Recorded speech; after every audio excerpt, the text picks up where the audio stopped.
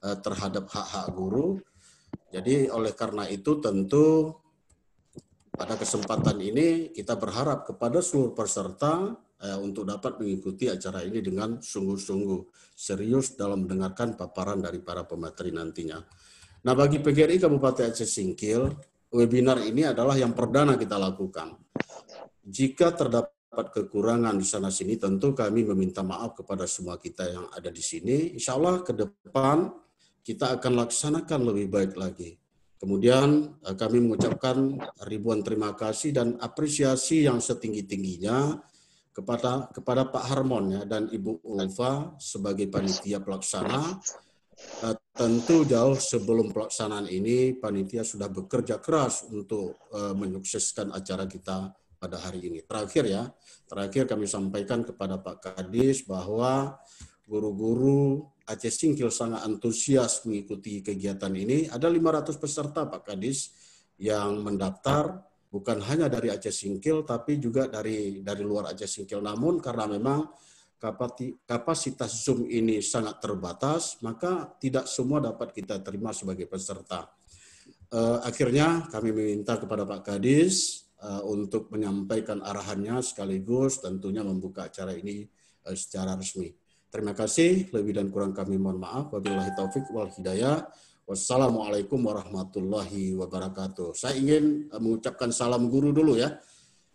Hidup guru, hidup PGRI, solidaritas. Yes. Terima kasih. Assalamualaikum warahmatullahi wabarakatuh. Waalaikumsalam warahmatullahi wabarakatuh. Terima kasih banyak kita ucapkan kepada Bapak Ketua PGRI Kabupaten Aceh Singkil, Bapak Muhammad Najur yang telah memberikan sambutan di hadapan kita bersama. Walaupun kondisi beliau dalam keadaan kurang sehat, tapi dengan dedikasi yang luar biasa, alhamdulillah beliau sempatkan. Beliau memang sediakan waktu untuk kita, khususnya guru-guru di Aceh Singkil. Berikutnya Bapak Ibu, acara kedua, pembukaan secara resmi acara kita. Pembukaan secara resmi acara kita oleh Bapak Kepala Dinas Pendidikan Kabupaten Aceh Singkil, sekaligus penyampaian materi pertama. Kepada Bapak Khalilullah SPD, kami persilahkan.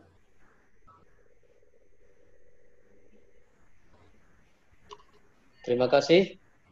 Assalamualaikum warahmatullahi wabarakatuh.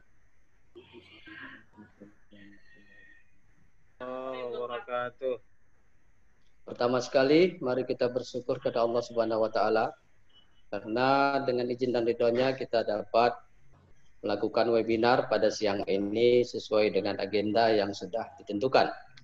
Selawat bering salam, mari kita hibahkan ke pangkuan alam Nabi kita, Nabi besar Muhammad SAW, yang kita berharap mendapatkan syafaat beliau sampai yaumil akhir nanti.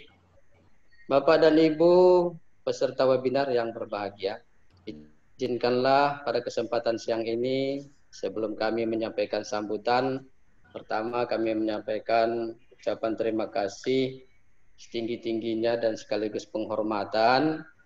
Pertama kepada Ibu Dr. Sulhati MA, yang hari ini sudah berkenan bersama-sama dengan kita menjadi narasumber yang tentunya segala sesuatu menyangkut dengan materi pada hari ini kita berharap dari narasumber Ibu Dr. Sulhati ini.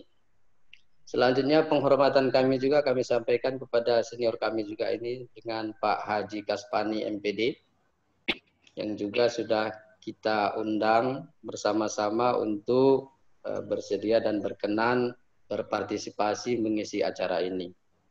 Tidak kalah penting saya ucapkan terima kasih kepada Bapak Ketua PGRI Kabupaten Aceh Singkil, Bapak Muhammad Najur MPD. Beliau ini adalah salah satu sosok yang memiliki semangat juang yang tinggi untuk selalu memposisikan diri berpihak kepada Bapak dan Ibu pendidik dan tenaga pendidikan. Semangat ini tentu perlu sama-sama kita dukung agar PGRI ini benar-benar berada pada posisi yang semestinya sesuai dengan ADART kita yang ada.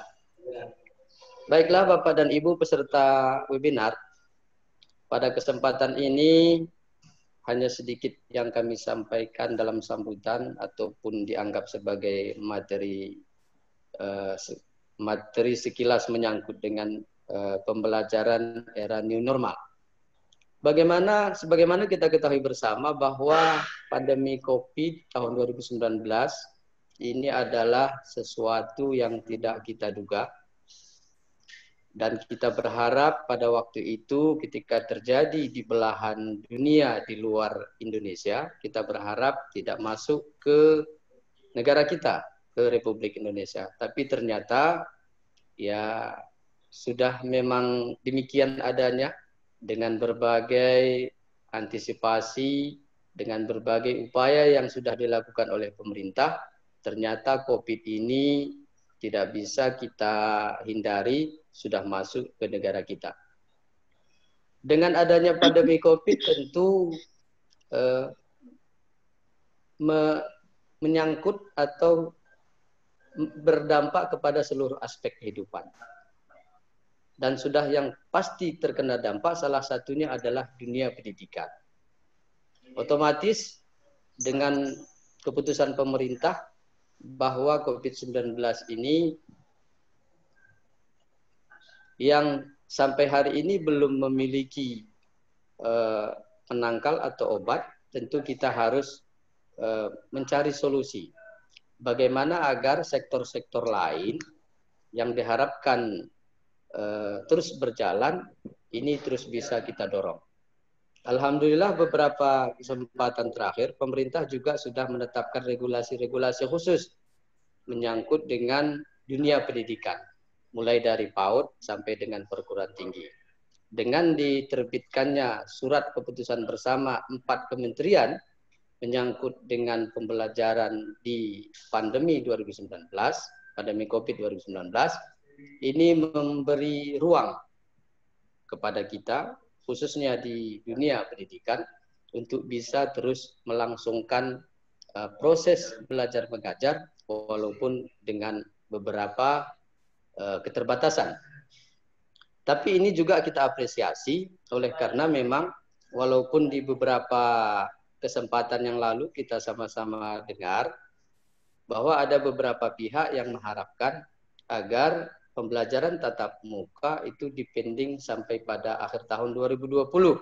Ini saya kira kita maklumi secara bersama karena memang ini aspek atau unsur yang dikemukakan oleh penggagas.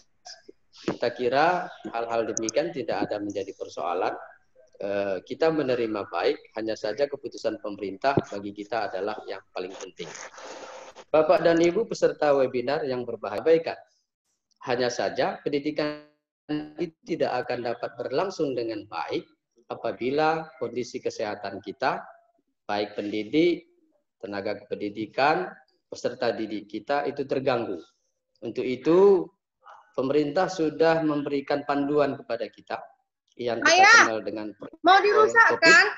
Untuk itu kita harapkan seluruh pendidik dan tenaga kependidikan, karena sejak awal SKB ini sudah ada dan sudah disosialisasikan oleh pihak kementerian, pihak LPMP dan Dinas Pendidikan Provinsi Aceh, kita juga sudah mensosialisasikan kepada seluruh pemangku kepentingan di semua level melalui kepala sekolah yang sudah kita undang secara berkala beberapa waktu yang lalu untuk kita sosialisasikan SKB 4 kementerian ini. Untuk itu kita harapkan kepada kita semua agar pendidikan kita tetap berjalan dengan baik, agar pendidikan kita tidak terhenti, maka proses belajar mengajar ini tetap harus kita jalankan. Walaupun sesuai dengan keputusan pemerintah, untuk pembelajaran tatap muka saat ini yang sudah diizinkan adalah tingkat SLTP-MTS sederajat, SLTA-MA sederajat, termasuk paket B dan paket C. Keputusan itu kita sambut saja dengan baik, oleh karena memang ini sudah dikaji oleh pemerintah secara detail bahwa peserta didik di usia ini adalah pada masa di saat diharapkan bisa memenuhi atau bisa mengikuti instruksi, bisa mengikuti panduan sebagaimana yang ditetapkan oleh pemerintah. Kita menyambut baik dan kita juga tidak mesti harus memaksakan diri. Bagi Bapak dan Ibu kepala sekolah, orang tua, wali, ketika saat ini pembelajaran tatap muka ada di tingkat SLTP dan SLTA sederajat, tingkat PAUD dan SD kita harapkan ya bersabar dan menunggu giliran saja sesuai dengan keputusan pemerintah. Untuk saat ini, pembelajaran selain tatap muka, kami tekankan bahwa ini tetap harus terlaksana. Kita sudah sampaikan dan kita sudah sosialisasikan melalui kepala sekolah PAUD, SDN derajat, bahwa mengenai teknis yang paling mungkin dilakukan dari berbagai opsi-opsi pilihan, tergantung dengan sumber daya manusia, tergantung dengan sumber daya alat yang tersedia. Kakak, ini harus dikomunikasikan dengan orang tua. Jadi kalau memang efektif dengan pembelajaran PJJ dengan fasilitas yang didukung oleh teknologi yang ada, kita berterima kasih. Tetapi jika itu pun tidak bisa terlaksana, kita berharap sekolah beserta orang tua dapat bermusyawarah menentukan bagaimana teknik-teknik yang paling mungkin dipilih. Yang penting adalah pembelajaran itu tetap dapat berlangsung walaupun kita harus memilih metodenya dengan beragam cara dan kombinasi dari beberapa teknologi, beberapa metode yang memang bisa dijalankan. Kami mengajak yang paling penting adalah prinsip musyawarah mufakat untuk menentukan yang paling mungkin dapat dilakukan. Untuk itu kita harapkan keputusan yang diambil oleh satuan pendidikan, oleh sekolah berdasarkan SDM yang ada, berdasarkan masukan dari masyarakat, itulah yang kita pilih. Karena kita untuk saat ini masih harus fokus pada bagaimana upaya kita untuk memutus mata rantai penyebaran COVID 2019 ini. Bapak dan Ibu hadirin peserta webinar yang berbahagia, wabil khusus kepada narasumber yang sudah bergabung bersama-sama kita. Kami berharap apa yang disampaikan oleh narasumber utama kita nanti menjadi pegangan bagi kita bersama untuk bisa kita implementasikan.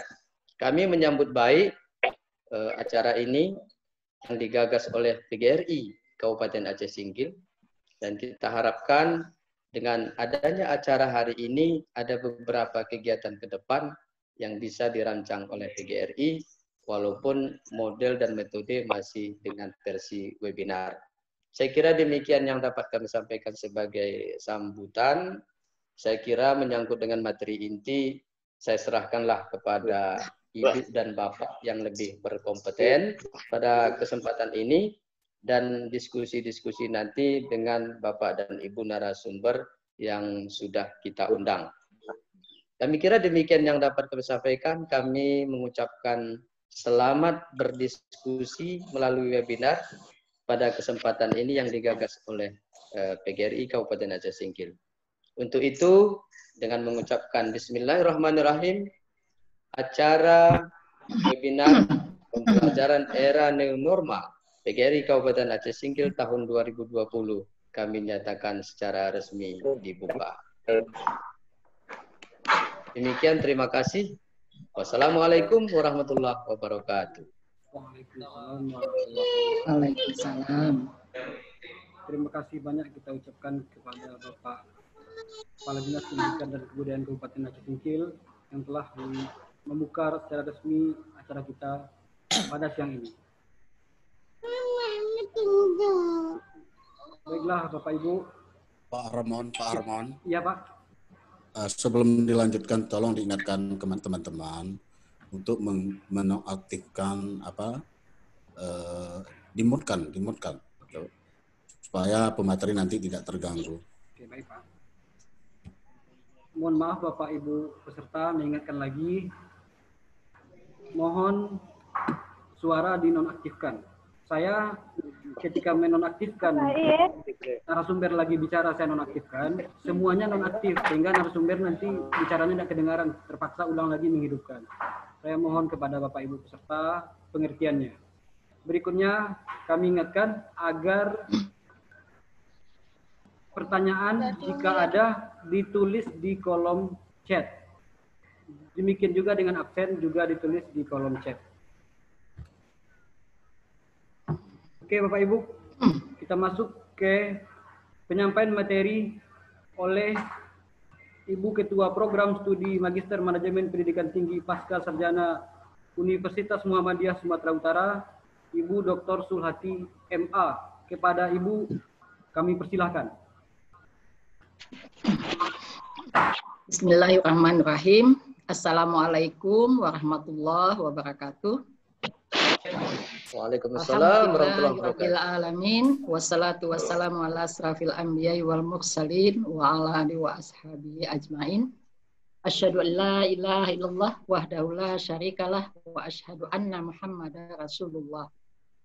Yang kami hormati Bapak Khalilullah SPD, Kepala Dinas Pendidikan Kabupaten Aceh Singkil, kemudian Bapak M. Najur MPD, Ketua PGRI Kabupaten Aceh Singkil, Bapak H. Kaspani MPD, Pengawas Sekolah Dinas Pendidikan Aceh, Bapak Harmon SPD yang pada saat ini adalah sebagai moderator, kemudian host dan juga peserta webinar pendidikan pembelajaran era new normal se-Kabupaten Aceh Singkil, dan mungkin ada juga yang di luar Kabupaten Aceh Singkil.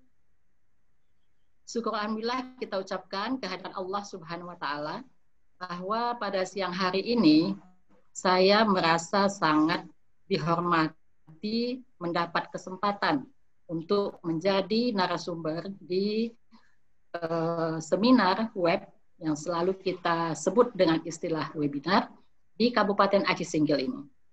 Rasa gembira saya bukan main ya, karena dapat bertemu dengan Kepala Dinas, Ketua PGRI, Pengawas, Bapak Harmon, dan terutama kepada mahasiswa saya dulu ya di Universitas Muhammadiyah Sumatera Utara, ya, Bapak Ruslan. Ini Bapak Ruslan yang pertama yang menjadi penghubung sehingga saya bisa tampil di sini. Ya. Terima kasih atas kepercayaan Ibu Bapak, ya, Ibu Bapak Guru dan semuanya untuk menerima saya sebagai penyampaian materi yang sebetulnya Bapak Ibu Guru yang lebih paham dengan situasi ini, karena Bapak Ibu Guru lah yang memang langsung praktek di sekolah. Ya, sedangkan saya adalah di perguruan tinggi. Salawat dan salam kita sampaikan kepada Rasulullah Muhammad SAW yang telah meninggalkan kepada kita dua pedoman hidup, Al-Quran dan hadis dalam menjalani kehidupan kita. Baiklah Ibu dan Bapak, saya diberi waktu berapa menit kira-kira Pak Harmon? Kira-kira 10 menit ya, atau 15 menit ya, kira-kira seperti itulah ya. Pak Harmon dihidupkan itu ya, Bu. 20 atau 25 menit silakan. Oh iya ya, makasih ya. Baiklah Ibu dan Bapak yang saya hormati,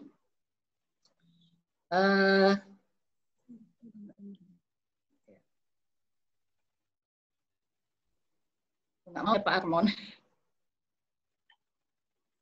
Bisa slide keduanya Pak Harmon? Ya, saya lanjut saja ya, Bu Bapak. Ya, makasih. Nggak mau dia di tempat saya nih. Ibu dan Bapak yang saya hormati, kita memakai istilah baru sekarang ya, bukan new normal lagi, tapi kita sulit juga meninggalkan istilah itu. Ya. Sekarang kita pakai era normal baru, adaptasi kebiasaan baru. Karena yang dikatakan normal itu adalah sebetulnya kebiasaan. Era baru ini kita masuki itu adalah karena kita sudah melewati masa pandemi. Sebetulnya tidak ada kebiasaan baru yang betul-betul baru sebetulnya, Ibu Bapak. Semua apa yang kita lakukan pada saat ini ya, cuci tangan, menjaga jarak. Sebetulnya itu adalah nilai-nilai lama ya, yang sudah ada pada budaya bangsa kita, ya, tetapi kita tidak mempraktekkannya di tengah-tengah masyarakat. Itu adalah nilai lama. Nah, karena adanya era pandemi ini, masuknya sahabat kita si COVID-19 ini, ya, maka kita harus membuat nilai baru yang sebetulnya nilai lama itu sudah ada. Tapi dengan satu tujuan adalah intensitas kita untuk mengamalkan nilai-nilai kita yang lama itu harus lebih baik. Jadi, Ibu Bapak, dalam adaptasi kebiasaan baru ini, sebetulnya kita mengkombinasikan ya, nilai lama dengan nilai yang baru. Ya, silakan lanjutkan, Pak Armon. Slide yang berikutnya bisa? Saya kok nggak mau ya di sini. Ya, terima kasih Pak Armon. Ibu Bapak yang saya hormati, seperti yang disampaikan oleh Bapak Kepala Dinas Pendidikan tadi, dampak COVID ini luar biasa. Kita anggap luar biasa itu karena bukan kita saja yang memperoleh dampak ini, tetapi seluruh dunia. Ya, seperti yang dikatakan oleh Pak Kadis tadi, kita berharap sebetulnya sewaktu daerah-daerah lain sudah masuk virus COVID-19 ini, kita masih belum, malah kita membuat perkataan-perkataan yang nyeleneh lagi. Akan mungkin COVID bisa masuk ke Indonesia karena kita suka makan gulai Aceh misalnya. Gulai Aceh itu syarat bumbu ya, yang bisa menangkal COVID, misalnya seperti itu. Ternyata sampai juga ke tempat kita. Dan sekarang itu seharusnya ini sudah mereda sebetulnya ya, tetapi justru kalau di daerah kami Sumatera Utara itu semakin meningkat. Dampaknya ini bukan saja dampak di bidang aspek pendidikan, tapi dampak itu ada di aspek kesehatan yang paling utama. Yang kedua, dampak itu juga berlaku pada aspek ekonomi. Pengalaman ini pada kehidupan saya. Ya. Saya selalu mengantar cucu saya ke sekolah swasta. Itu tukang parkirnya Bapak Ibu adalah tukang parkir yang bekerja sejak anak saya sekolah SD di situ. Bayangkan Ibu Bapak. Ya. Jadi waktu anak saya SD di sekolah itu, dia sudah jadi tukang parkir. Tapi sekarang waktu saya mengantar cucu saya ke sekolah itu, dia masih menjadi tukang parkir. Tapi Ibu Bapak, selama sekolah tutup, maka mereka tidak memperoleh penghasilan. Padahal berpuluh tahun profesi mereka itu adalah tukang parkir. Saya pun tidak tahu kemana, ya, kira-kira ada 6-10 orang yang menjadi tukang parkir di situ. Entah apalah yang bisa dilakukan oleh mereka.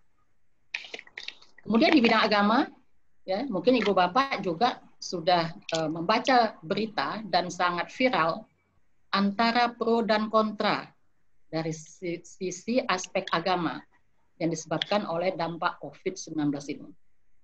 Antara mau menjalankan sholat Idul Fitri dengan tidak menjalankan sholat Idul Fitri. Antara nanti akan berkurban, memotong sendiri, atau lembunya dipotong di pemotongan hewan.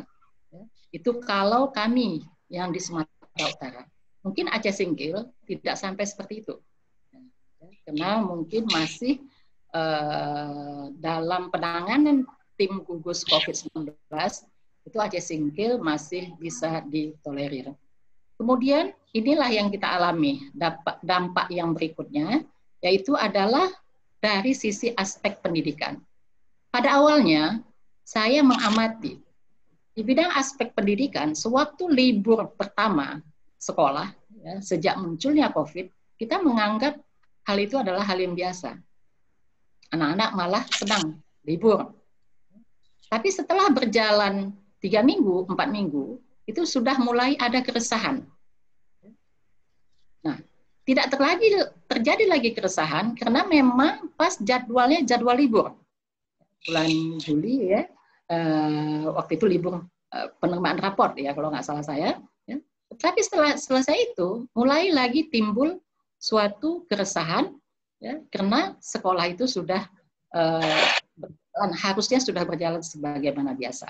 Itu kalau kita misalnya di bidang aspek pendidikan. Jadi banyak permasalahan-permasalahan yang terjadi disebabkan oleh dampak COVID-19 ini di bidang pendidikan. Kemudian di bidang pangan juga seperti itu, di bidang kehidupan sosial juga seperti itu. Nah, sekarang apa yang mau kita lakukan? Karena terjadinya dampak COVID-19 ini, kita sudah tidak beraktivitas, terutama kami yang di zona merah, ya, selama beberapa bulan, dan kita sekarang dengan adanya era new normal ini, era baru ini, maka kita harus mengulang kembali, Bapak, untuk segala aspek kehidupan ini. Ya. Hidup sehat, pendidikan, kehidupan sosial, ya, kehidupan spiritual, ekologis, dan yang lain-lainnya. Silakan Pak Harmon dilanjutkan. Slide yang berikutnya. Sudah, Bu.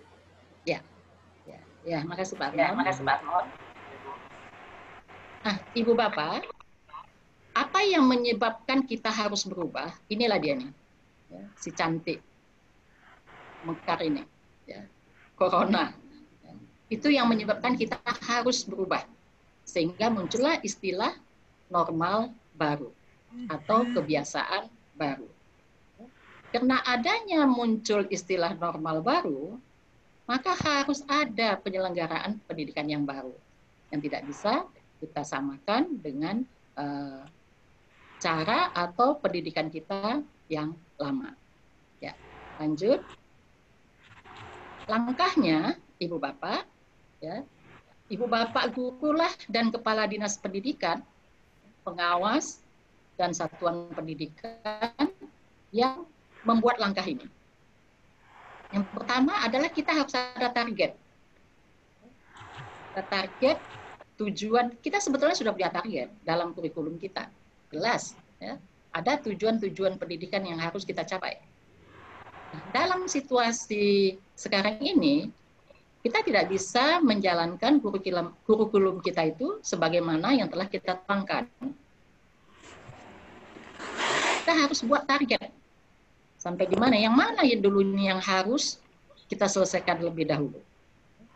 Maka kalau kita membuat sesuatu yang baru terhadap target pendidikan kita, maka harus ada model dan isi pembelajaran yang baru. Walaupun isi dan pembelajaran yang baru itu, model dan isi pembelajaran yang baru itu adalah yang ada di dalam kurikulum kita, tetapi kita tidak bisa menjalankan itu semua. Saya mengalaminya. Pembelajaran perguruan tinggi. Tidak ideal, Ibu Bapak. Belajar dengan daring itu. Sangat tidak ideal. Bagaimana kita mau membentuk karakter anak melalui daring. Misalnya kejujurannya dalam menjawab soal-soal pembelajaran yang harus disetor anak-anak kepada kita. Apakah itu memang betul dibuat anak atau dia dibantu oleh orang lain untuk membuatnya itu? Maka dari sisi pendidikan karakter kejujuran kita sudah lemah di situ. Kemudian yang kedua itu adalah memetakan substansi ilmu dan teknologi. Ini juga menjadi permasalahan pada kita. Kita baca viral anak-anak kita sekolah, mungkin ada juga di bahagian di Kabupaten Aceh Singkil yang tidak terjangkau oleh teknologi, ya, sehingga daring-daring itu tidak terlaksana. Kemudian ini yang sudah dilakukan yang ketiga, ya, oleh semua kepala dinas pendidikan, kalau tidak salah saya, ya, karena saya buka di masing-masing kepala dinas kabupaten, kota, ya, itu sudah memetakan ini peserta didiknya. Ya, jadi berapa sekolah yang berada di zona merah, berapa sekolah yang ada di zona orange, berapa sekolah yang ada di zona hijau dan lain-lainnya, ya, itu sudah dipetakan oleh Kepala Dinas Pendidikan dengan jumlah siswanya sekalian, ya, dan juga dengan jumlah gurunya. Kemudian selanjutnya apa yang dikatakan oleh Bapak Kepala Dinas Pendidikan tadi, harus ada kerjasama antara pemerintah, ya, jasa telekomunikasi, pelaksana pendidikan, guru, orang tua, dan peserta didik. Mungkin yang di jasa telekomunikasi ini kita menerima saja ya. Kita tidak tahu yang mungkin yang bekerja sama itu adalah level atas. Jadi kalau kita di level kabupaten misalnya, kita hanya menerima seperti tadi. Terganggu jaringan, udah kita nunggu aja gitu ya. Kita nunggu, nggak bisa kita komplain misalnya, harusnya kita sudah meminta gitu ya kepada jasa telekomunikasi, kami mau melaksanakan webinar jam 2 misalnya. Mohon telekomunikasi itu menguatkan jaringan untuk kami misalnya seperti itu ya. Tapi kita nggak mampu melakukan itu. Kami di Medan pun seperti itu ya. Kalau lemot jaringannya ya udah kita menunggu seperti itu ya. Nah selanjutnya adalah silakan Pak, setelah langkah ini ya muncullah pertanyaan, siapkah kita?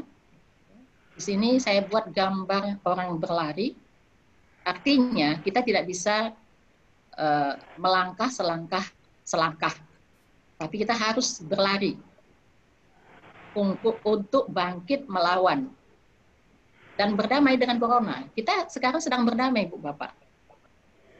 Kita tidak bisa melawan corona ini. Kita berdamai ini. Berdamai macam mana? Itulah pakai masker, cuci tangan, itu kan berdamai itu. Supaya dia tidak masuk ke kita. Kemudian kita tidak memberikan tempat sama sekali untuk corona. Itulah yang dilakukan misalnya dengan lockdown itu ya, PSBB. Jadi, tapi itu kan tidak mungkin kita lakukan untuk berbulan-bulan kita harus seperti itu. Ya. Kemudian selanjutnya, sebetulnya dengan adanya situasi yang kita alami sekarang, kita sebetulnya tidak perlu takut dengan cara hidup yang baru. Walaupun banyak sekali ya, cara hidup baru ini mengganggu kita. Misalnya saya ya, yang paling suka ini ya, jalan-jalan gitu, apalagi mau ke pulau banyak, pengen sekali saya. Ya. Tapi nggak berani juga. Tidak takut gitu ya.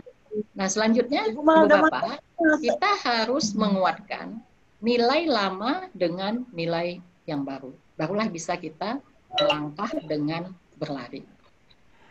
Ya. Bu Bapak yang saya hormati, berdasarkan tadi keputusan 4 menteri yang disampaikan oleh Bapak Kepala Dinas Pendidikan, dan mungkin itu sudah sampai kepada Ibu Bapak Guru semuanya, maka kebijakan pendidikan di Indonesia itu sudah memutuskan kalau misalnya zona hijau ini adalah indikatornya ya, daerah yang tidak sama sekali terdampak COVID. Tidak ada tercatat di situ kasus COVID-19. Itu yang dikatakan zona hijau.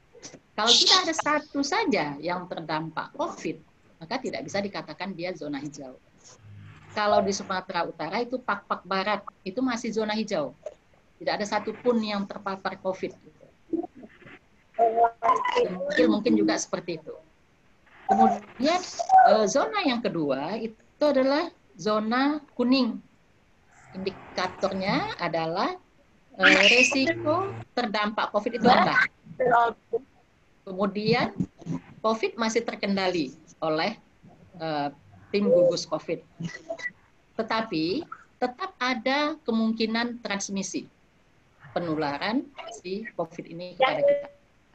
Lalu zona yang kedua itulah zona orange atau oranye. Ya. Itu indikatornya risiko penyebaran COVID-19 pada level ini tinggi. Dan potensi virus itu tidak terkendali. Baru sampai kepada zona merah yang kami alami di Medan, ya, itu risiko tinggi. Penyebaran virus tidak terkendali. Transmisi lokal juga terjadi dengan cepat. Wabah menyebar secara luas. Maka zona hijau silakan laksanakan tatap muka seperti yang dikatakan oleh Pak Kadis tadi, tapi ada yang harus kita lakukan, Ibu Bapak. Protokol kesehatan itu tetap harus kita laksanakan. Sekolah kita harus mempunyai banyak toilet, sekolah kita harus mempunyai banyak tempat cuci tangan, sekolah kita harus mempunyai tempat ibadah yang representatif. Sekolah kita juga harus mengatur agar satu kelas tidak masuk murid sejumlah 20 orang lebih, misalnya seperti itu, supaya ada jarak. Karena COVID ini, Bu Bapak, yang paling mudah dia menyebar itu adalah di dalam ruangan. Kalau misalnya di luar ruangan, itu agak lebih tidak sehebat penularannya di dalam ruangan. Itulah yang terkhawatirkan kalau anak-anak kita masuk tatap muka, terutama kami yang di zona merah. Oleh karena itu, yang zona hijau boleh melaksanakan tatap muka ya, dengan protokol kesehatan, tetapi yang zona merah, kuning, dan oranye itu dilarang tatap muka. Ya, dan itu harus belajar dari rumah, atau yang kita kenal dengan BTR, kecuali untuk pesantren. Ya, selanjutnya adalah BDR ini tadi sudah disampaikan oleh Bapak Kepala Dinas Pendidikan, ya, itu bisa dijalankan dengan daring ya, dan luring. Gitu, ya. Artinya bisa dilaksanakan dengan daring dengan menggunakan, kedua-duanya menggunakan jasa telekomunikasi yang mantap. Gitu, ya. Jadi kalau yang PJJ itu mungkin bisa dilaksanakan melalui televisi misalnya. Tapi ini pun menurut saya itu tidak sulit kita untuk melaksanakannya. Silakan Ibu Pak Harmon, slide yang ke-9, Pak. Ya.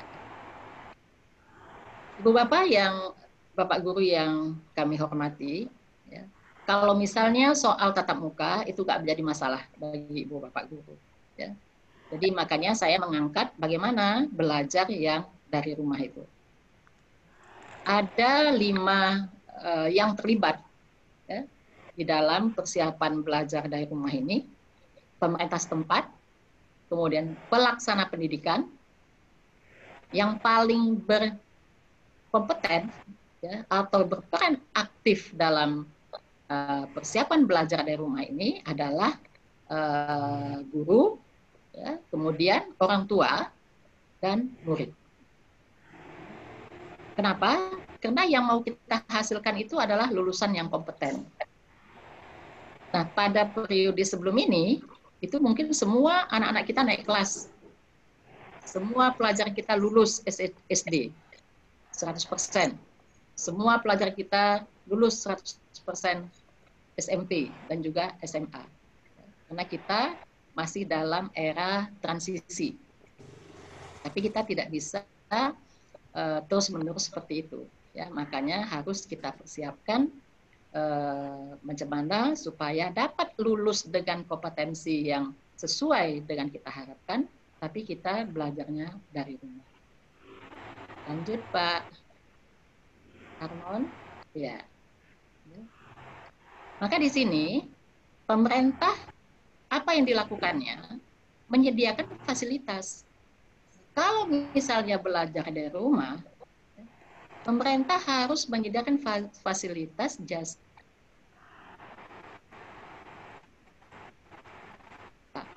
laksanakan pembelajaran dari rumah ini. Kemudian pelaksana pendidikan itu harus membuat rencana tentang alokasi anggaran. Pasti namanya saja belajar dari rumah Ibu Bapak, tapi dia pasti mengganggu anggaran. Bagaimana sebetulnya pelaksana pendidikan juga memikirkan kuota internet guru itu dari mana didapat untuk membeli kuota internet itu. Kemudian memastikan kebijakan BDR itu sampai kepada satuan pendidikan. Nah, kemudian saya tidak tahu nih apakah sudah dilaksanakan oleh pelaksana pendidikan, ya, bagaimana mengembangkan panduan pelaksanaan pembelajaran pendidikan itu. Itu harus dibuat oleh pelaksana. Kemudian apakah ada kita melakukan sosialisasi BDR kepada orang tua? Kayaknya nggak ada lah. Atau ada hanya melalui pesan-pesan WhatsApp. Gitu.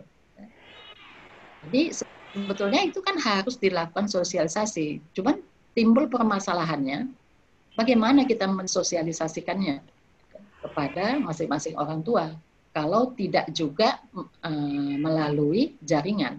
Ya, jadi semuanya itu adalah melalui jaringan. Kemudian yang terlibat dalam hal BDR ini adalah guru, terutama dalam hal kelayakan materi yang diberikan.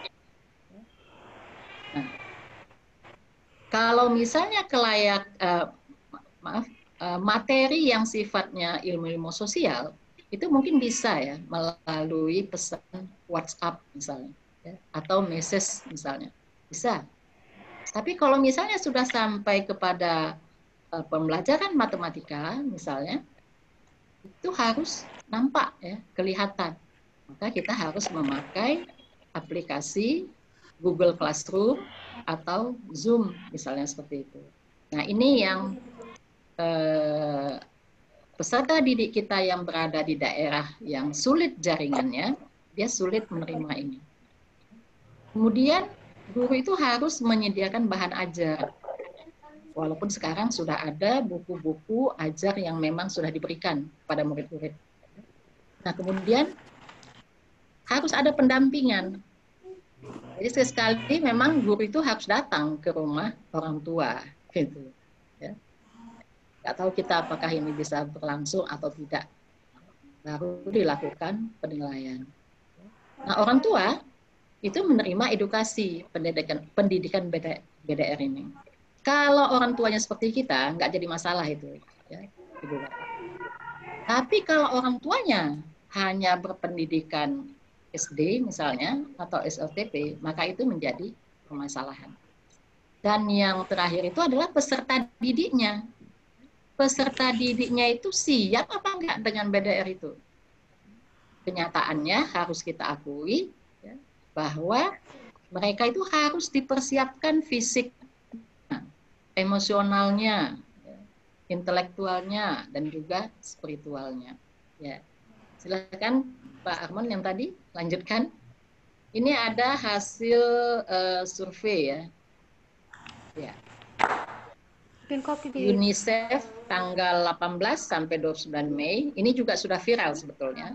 Sudah disampaikan ya, ke guru-guru atau pendidik-pendidik bahwa tantangan belajar dari rumah itu yang sudah dilakukan terhadap 4.000 siswa di 34 provinsi itu menyatakan bahwa tantangan utama belajar di rumah itu 38% siswa mengatakan kurang bimbingan dari guru. Dan 35% itu menyatakan buruknya akses internet. Bahwa hal inilah Bu Bapak yang akan menjadi kerja kita. Nah, kemudian bagaimana persiapan orang tua sebagai guru di rumah? Seharusnya ini, Bu Bapak. Ya. Orang tua harus bekerja sama mendidik anaknya di rumah. Bagaimana harus bekerja sama kalau yang satu mencari nafkah keluar, dan mungkin juga ibu juga mencari nafkah keluar. Misalnya. Harus keluar rumah dia. Waktu WFH itu masih memungkinkan untuk bekerja sama. Tetapi sekarang sudah tidak mungkin lagi. Kemudian orang tua itu harus ya, memulai rutinitas yang baru. Kemudian juga dia harus mengobservasi cara belajar anak dan perkembangan anak di rumah. Kemudian ini menciptakan ruangan kondusif. Bagaimana dengan orang tua dari peserta didik yang di daerah-daerah terpencil itu? Kemudian orang tua itu harus mau belajar teknologi. Jadi kenyataan yang saya amati, orang tua yang punya Android-nya 1 misalnya, anaknya 3 orang harus belajar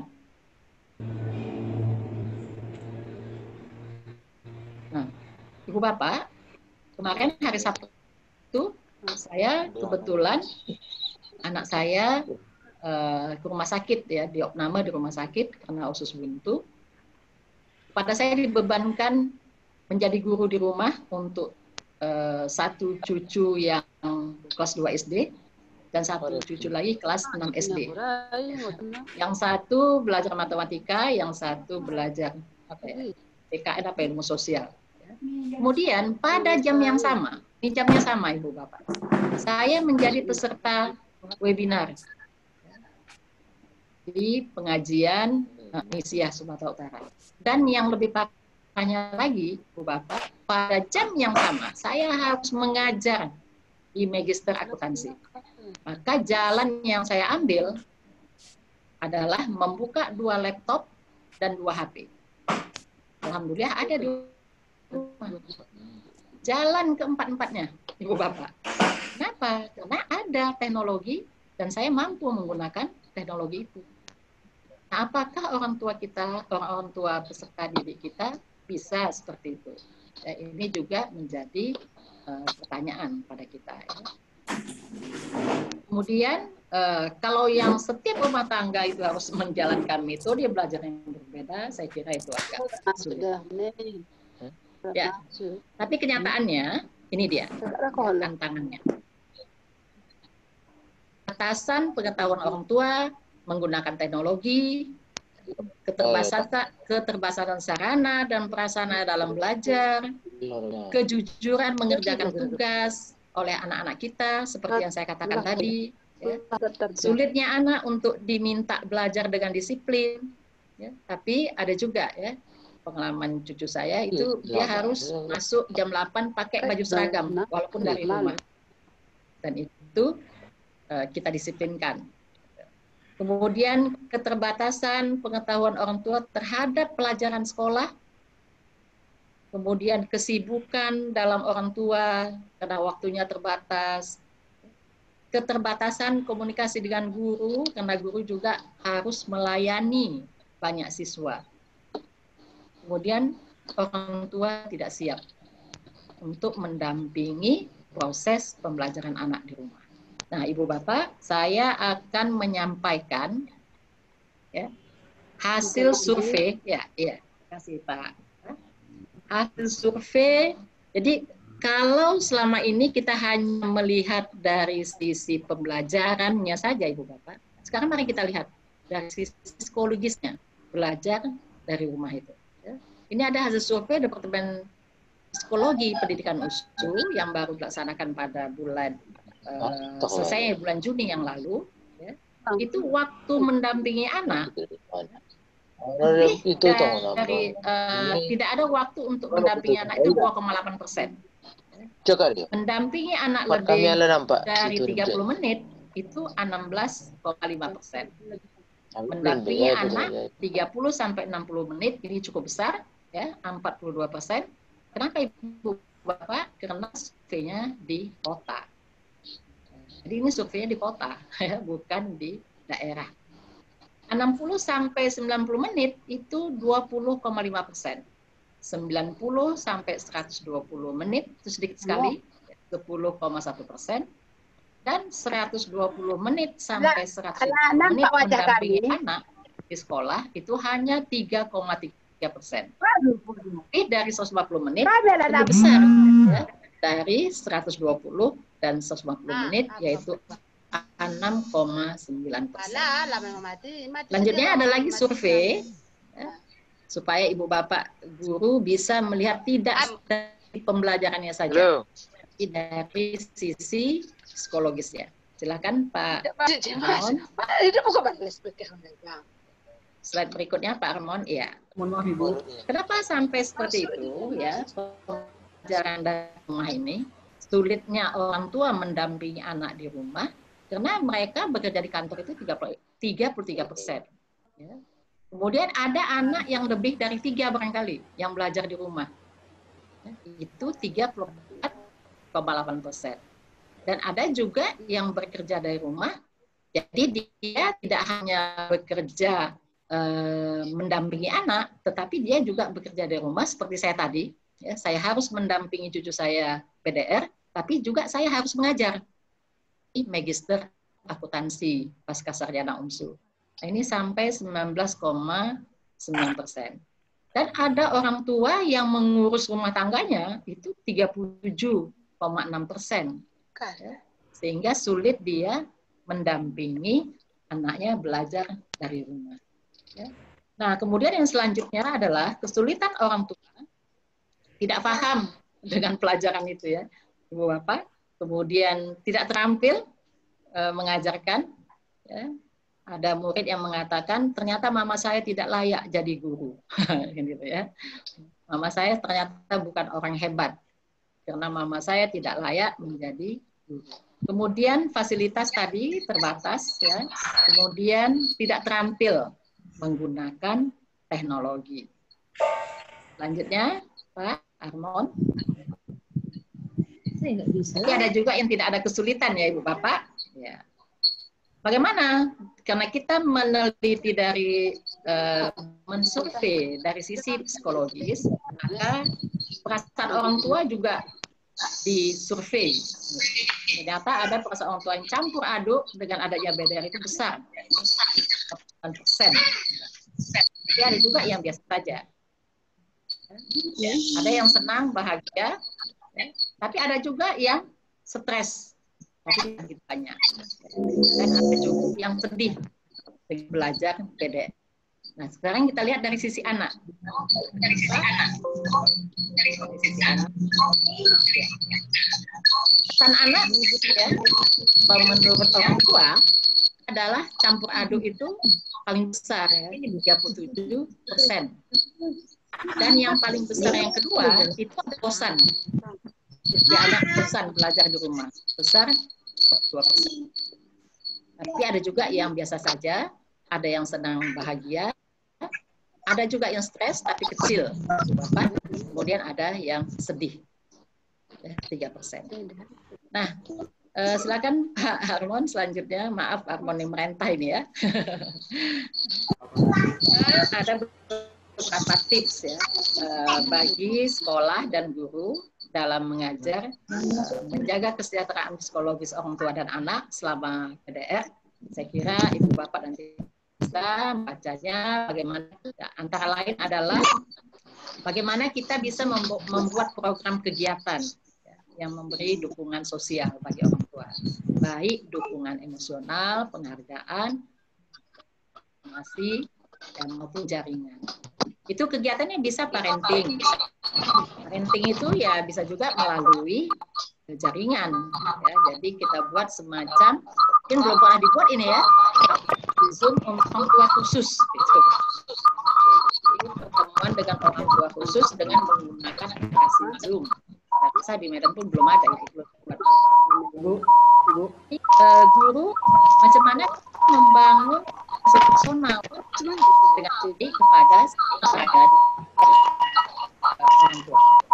Selanjutnya, Bapak Guru lebihlah ya hanya mengulang kembali agar itu bisa dilaksanakan. Silakan Pak Armon. Ya. Tinggal 2 slide lagi, Bapak Ibu sabar. Ya. Kemudian Ibu Bapak, strategi pendampingan yang perlu kita lakukan.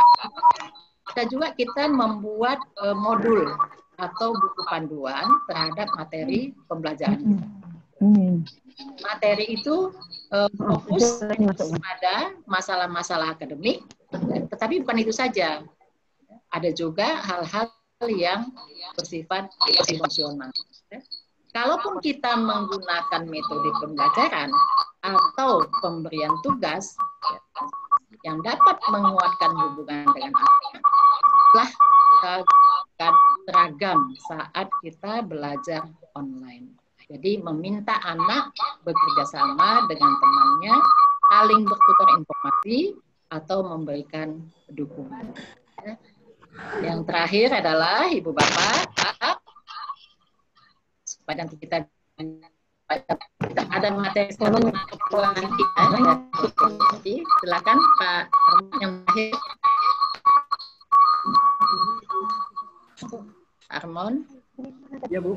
Slide yang terakhir Pak Armon. Ya. Mohon maaf sebentar Ibu. Ada gangguan ya? Pesertanya, Bapak Ibu peserta Ya, tolong. ya, Ibu Bapak, ya, nggak bisa Mon, nggak terbaca sama saya sayangnya di sini. Nanti Ibu Bapak bisa membantu ya. Saya minta Pak Armon men-share materi kita ini untuk para guru setidak-tidaknya menambah pengetahuan walaupun ini sudah memang ada dilaksanakan oleh para guru. Saya menyambut tadi apa yang dikatakan oleh Bapak Ketua PGRI. Ini dari Pasca Sarjana UMSU, Pak Najur ya, itu menyediakan dua model pembelajaran. Satu adalah pembelajaran reguler, yang itu datang langsung ke UMSU kuliah. Yang kedua itu pembelajaran daring, Ibu Bapak. Kuliahnya itu hari Jumat dan Sabtu. Ya. Kemudian kita memberikan pembelajarannya itu adalah melalui e-learning. Jadi Ibu Bapak hanya 2 kali dalam 1 semester datang ke UMSU. Selebihnya belajar dari rumah. Ada gangguan ya Pak Armon? Pak Armon? Iya, halo Bu. Nah, udah. Iya, Bu. Ada gangguan? Ada gangguan tadi Bu apa? Halo? Iya, halo Bu. Iya, Bu. Halo Bu. Halo? Halo. Nah, Halo, ya Bu. ada gangguan ya? Iya Bu, ada tumpang tindih. Apa suara apa Bu? HP peserta tumpang tindih Bu. Oh, iya ya. Kalau di tempat saya ini enggak. Ya, saya kira cukup sekian dulu ya, Ibu Bapak, Pak Armon. Kalau bisa kita lanjutkan dengan diskusi, nanti kita diskusi. Terima kasih, Pak dan Ibu. Assalamualaikum warahmatullahi wabarakatuh. Waalaikumsalam warahmatullahi wabarakatuh. Ya, silakan Pak Armon. Terima kasih banyak kita ucapkan kepada Ibu Suhati yang telah memberikan materi di hadapan kita bersama. Semoga materi yang diberikan Ibu bermanfaat bagi kita. Terakhir slide Ibu adalah tentang foto Pulau Banyak. Semoga COVID selesai, Ibu dapat berkunjung ke Pulau Banyak. Kami sangat menantikan itu. Ibu. Amin, ya Rabbal Alamin. Insyaallah. Ya, mengingatkan lagi Bapak Ibu, demi kenyamanan kita bersama, agar speakernya jangan di-unmute-kan. Speakernya harus di-mute-kan Ibu, di-silent-kan, di-heading-kan. Terus, jika tidak menggunakan handset, jangan berdekatan dengan kawan, sehingga suara itu nanti tumpang tindih. Namun pengertiannya Pak Ibu, terus untuk pertanyaan kami tunggu di kolom komentar. Baik Bapak Ibu. Di chat room aja Pak. Ya maksud saya di kolom chat, ya komentar di chat. Iya, bisa saya baca. Iya, makasih Pak. Baik Bapak Ibu peserta, kita masuk ke acara kita yang ketiga.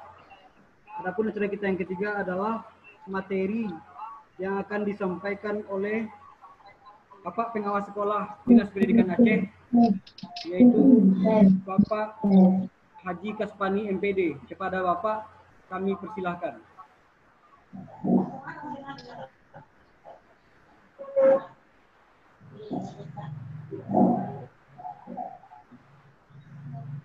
Halo Bapak. Halo.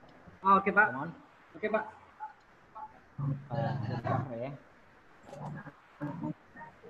Ini ada host disable participant, Mas.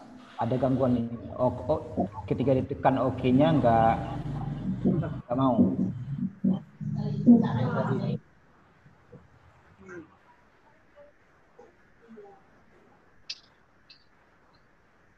Oke Pak, silakan Pak. Silakan Pak.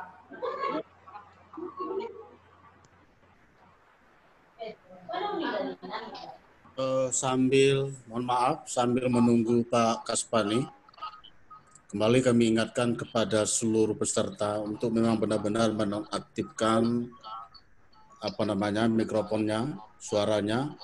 Itu ada Samsung Galaxy ya. Kemudian Pak Pohan juga minta tolong dimatikan Pak untuk sementara agar kita bisa betul-betul bisa mendengarkan dengan baik presentasi yang disampaikan oleh Bapak Pengawas Sekolah kita. Terima kasih. Baik, silakan. Kami ulangi. Assalamualaikum warahmatullahi wabarakatuh. Waalaikumsalam warahmatullahi wabarakatuh.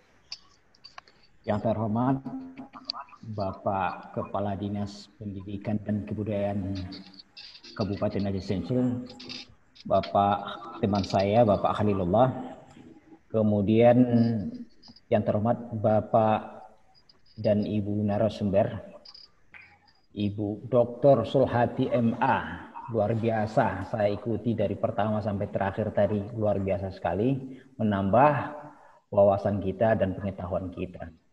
Kemudian Bapak M. Najur, sahabat saya, dari PGRI yang telah memberikan kesempatan untuk berbicara di hadapan para guru pada sore hari ini. Yang terhormat Bapak Harmon sebagai fasilitator atau moderator pada kegiatan webinar kita, dan yang saya banggakan Bapak Ibu peserta webinar PGRI yang luar biasa sore ini mengikuti kegiatan kita. Bapak-bapak dan ibu peserta yang berbahagia,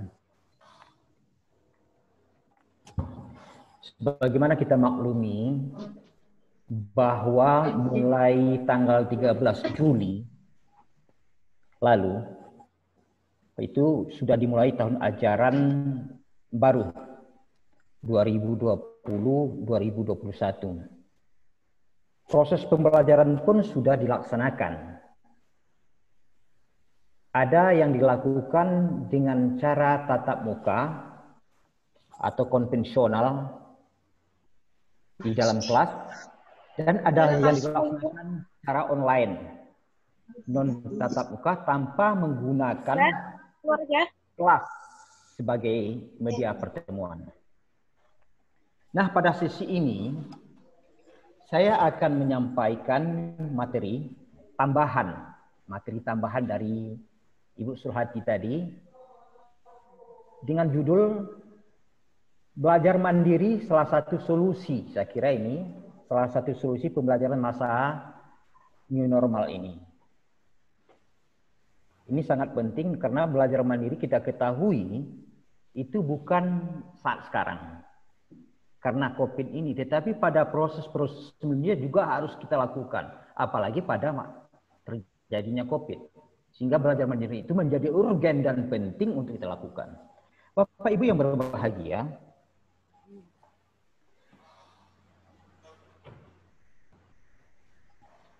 yang sering menjadi pertanyaan ya, dari setiap orang, termasuk kita orang tua, dan juga bahkan ada dari guru juga bertanya. Yang menjadi pertanyaan itu ada dua hal yang sangat penting. Yang pertama adalah bagaimana proses pembelajaran itu dilaksanakan pada masa new normal. Saya masih menggunakan kata-kata new normal ini. Yang kedua, pembelajaran seperti apa yang harus dapat kita lakukan? Apa model pembelajaran yang dapat kita lakukan dalam kondisi yang seperti ini?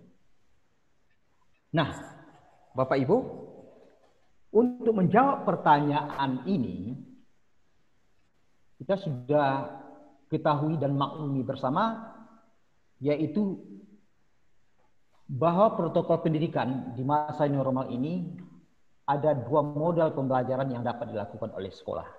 Ada dua hal yang bisa dilakukan oleh lembaga satuan pendidikan. Yaitu yang pertama adalah model pembelajaran tatap muka. Tadi sudah disebutkan dengan detail oleh Ibu Sulhati. Dan kita sudah maklum model pembelajaran tatap muka ini sudah kita lakukan sebelum terjadinya COVID. Kemudian Dan model yang kedua adalah apa yang kita kenal, kita sebut distance learning atau pembelajaran jarak jauh. Yaitu sering kita gunakan belajar dari rumah atau BDR itu.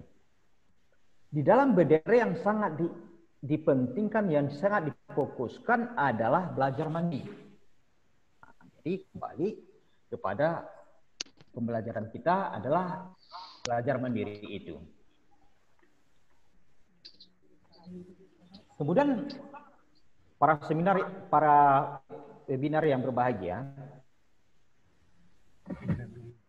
pelajaran tatap muka itu sudah jelas, kita sudah maklum di mana antara guru dan siswa itu bertemu dalam kelas, dan di masa new normal COVID ini pembelajaran tatap muka sudah diatur sedemikian rupa dengan protokoler COVID-19, protokoler kesehatan dan protokoler pendidikan. Misalnya, tadi sudah disebutkan oleh Ibu Sulhati, kita harus siswa sebelum masuk dalam kelas terlebih dahulu mengukur suhu tubuh. Kemudian cuci tangan, dan dengan cara memakai sabun, menggunakan masker, dan menjaga jarak atau kerumunan dalam lingkungan sekolah.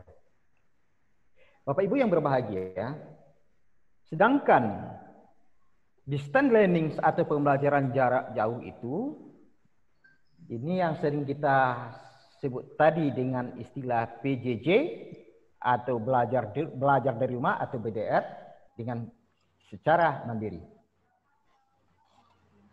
Kemudian sebagai pemahaman kita atau pengetahuan ulang dari kita,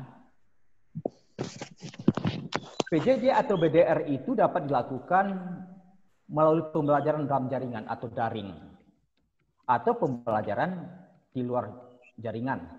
Ini biasa dilakukan teman-teman kita, baik itu yang di sekolah maupun yang ada belajarnya di rumah.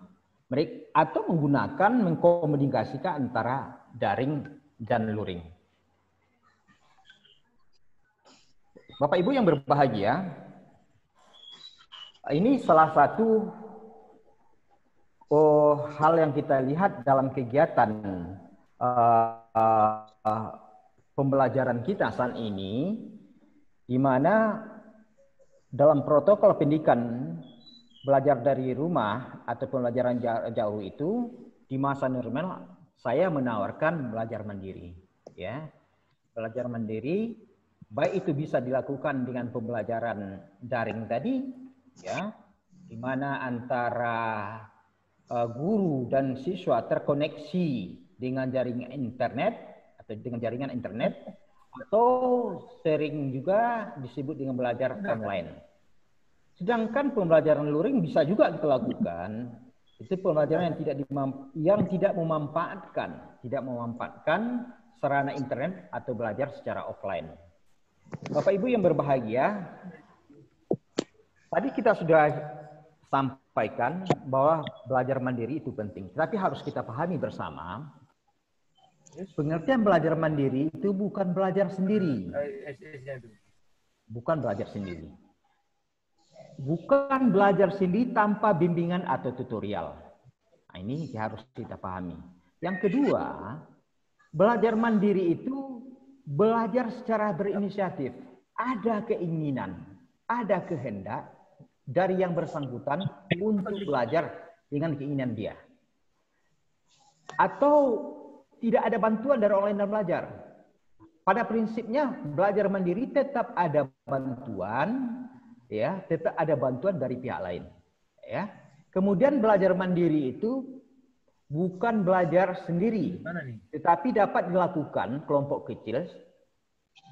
Ya, tetap menggunakan kelompok, tetapi kelompoknya bukan kelompok seperti di kelas, tapi kelompok kecil seperti kelompok tutorial misalnya. Kemudian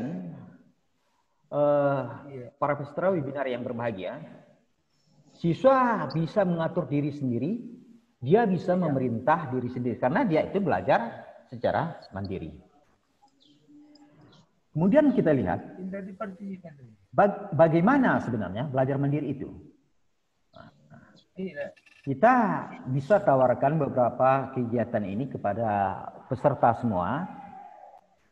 Kita berikan kepada siswa untuk menggunakan aplikasi. Aplikasi ini bisa untuk berkomunikasi dan berintegrasi secara langsung dengan guru atau temannya. Aplikasi yang digunakan bisa WhatsApp atau platform seperti Google Classroom dan sebagainya. Ini idealnya. Ya, ini ideal yang kita tawarkan, ini ideal. Tadi sudah disebutkan permasalahan-permasalahan yang disampaikan oleh Ibu Sulhati kepada kita bersama. Tapi ini ideal pembelajaran, bagaimana pembelajaran mandiri itu. Kemudian menjadi pertanyaan bagi kita, bagaimana aktivitas belajar mandiri? Ini bisa dilakukan kepada diberikan informasi kepada orang tua peserta didik atau kepada siswa kita sendiri, yaitu dengan membaca, misalnya membaca sendiri materi-materi yang diberikan oleh guru. Kemudian ada bisa belajar secara berkelompok atau tugas-tugas yang ada, misalnya yang ada diberikan oleh yang terdapat di dalam buku pembelajaran bisa dikerjakan latihan-latihan yang sudah ada.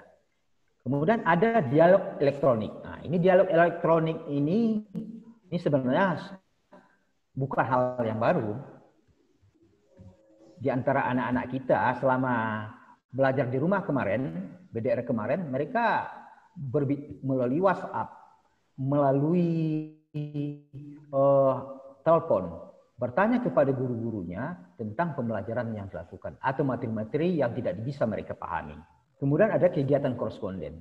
Barangkali koresponden yang dimaksud dalam hal ini bukan koresponden menulis surat menyurat lagi, kita sudah menggunakan kegiatan elektronik, bisa menggunakan WhatsApp misalnya. Ini bisa kita lakukan beberapa pertanyaan-pertanyaannya atau hal-hal informasi yang akan disampaikan oleh guru misalnya. Para peserta yang berbahagia, tadi sudah dijelaskan oleh Ibu Sulhati tentang dampak atau pengaruh. Tetapi kita akan lihat juga dari hasil penelitian, ya, ini penelitian yang saya kutip dari Ninyoman Lisna Handayani, itu jurnal Pasca Sarjana UPI Ganesha. Katanya apa? Ternyata siswa yang mengikuti pembelajaran mandiri nyatanya lebih baik daripada siswa yang mengikuti pembelajaran konvensional.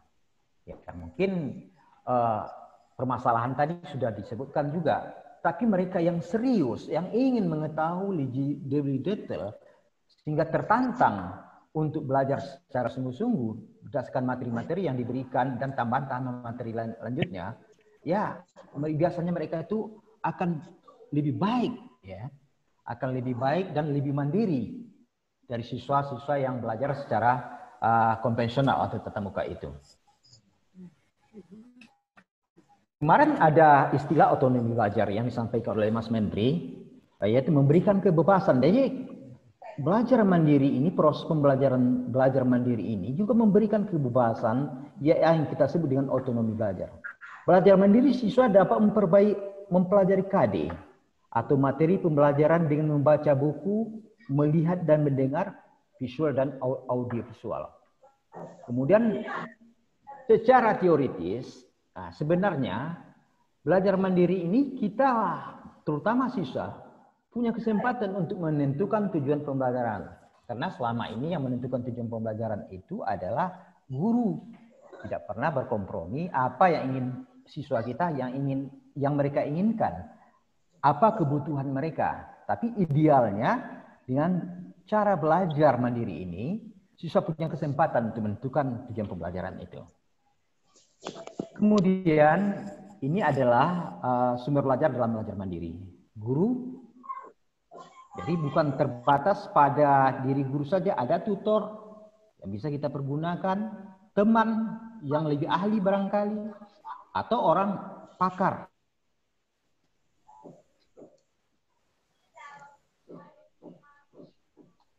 Dalam kegiatan mandiri ini. Nah, tapi tinggal men-setnya lagi, men-setting bagaimana situasi kondusif dalam belajar mandiri ini bisa terjalin dengan baik. Tapi ini idealnya ya. Bagaimana dalam prakteknya ini menjadi satu pertanyaan yang perlu kita kaji lebih mendalam.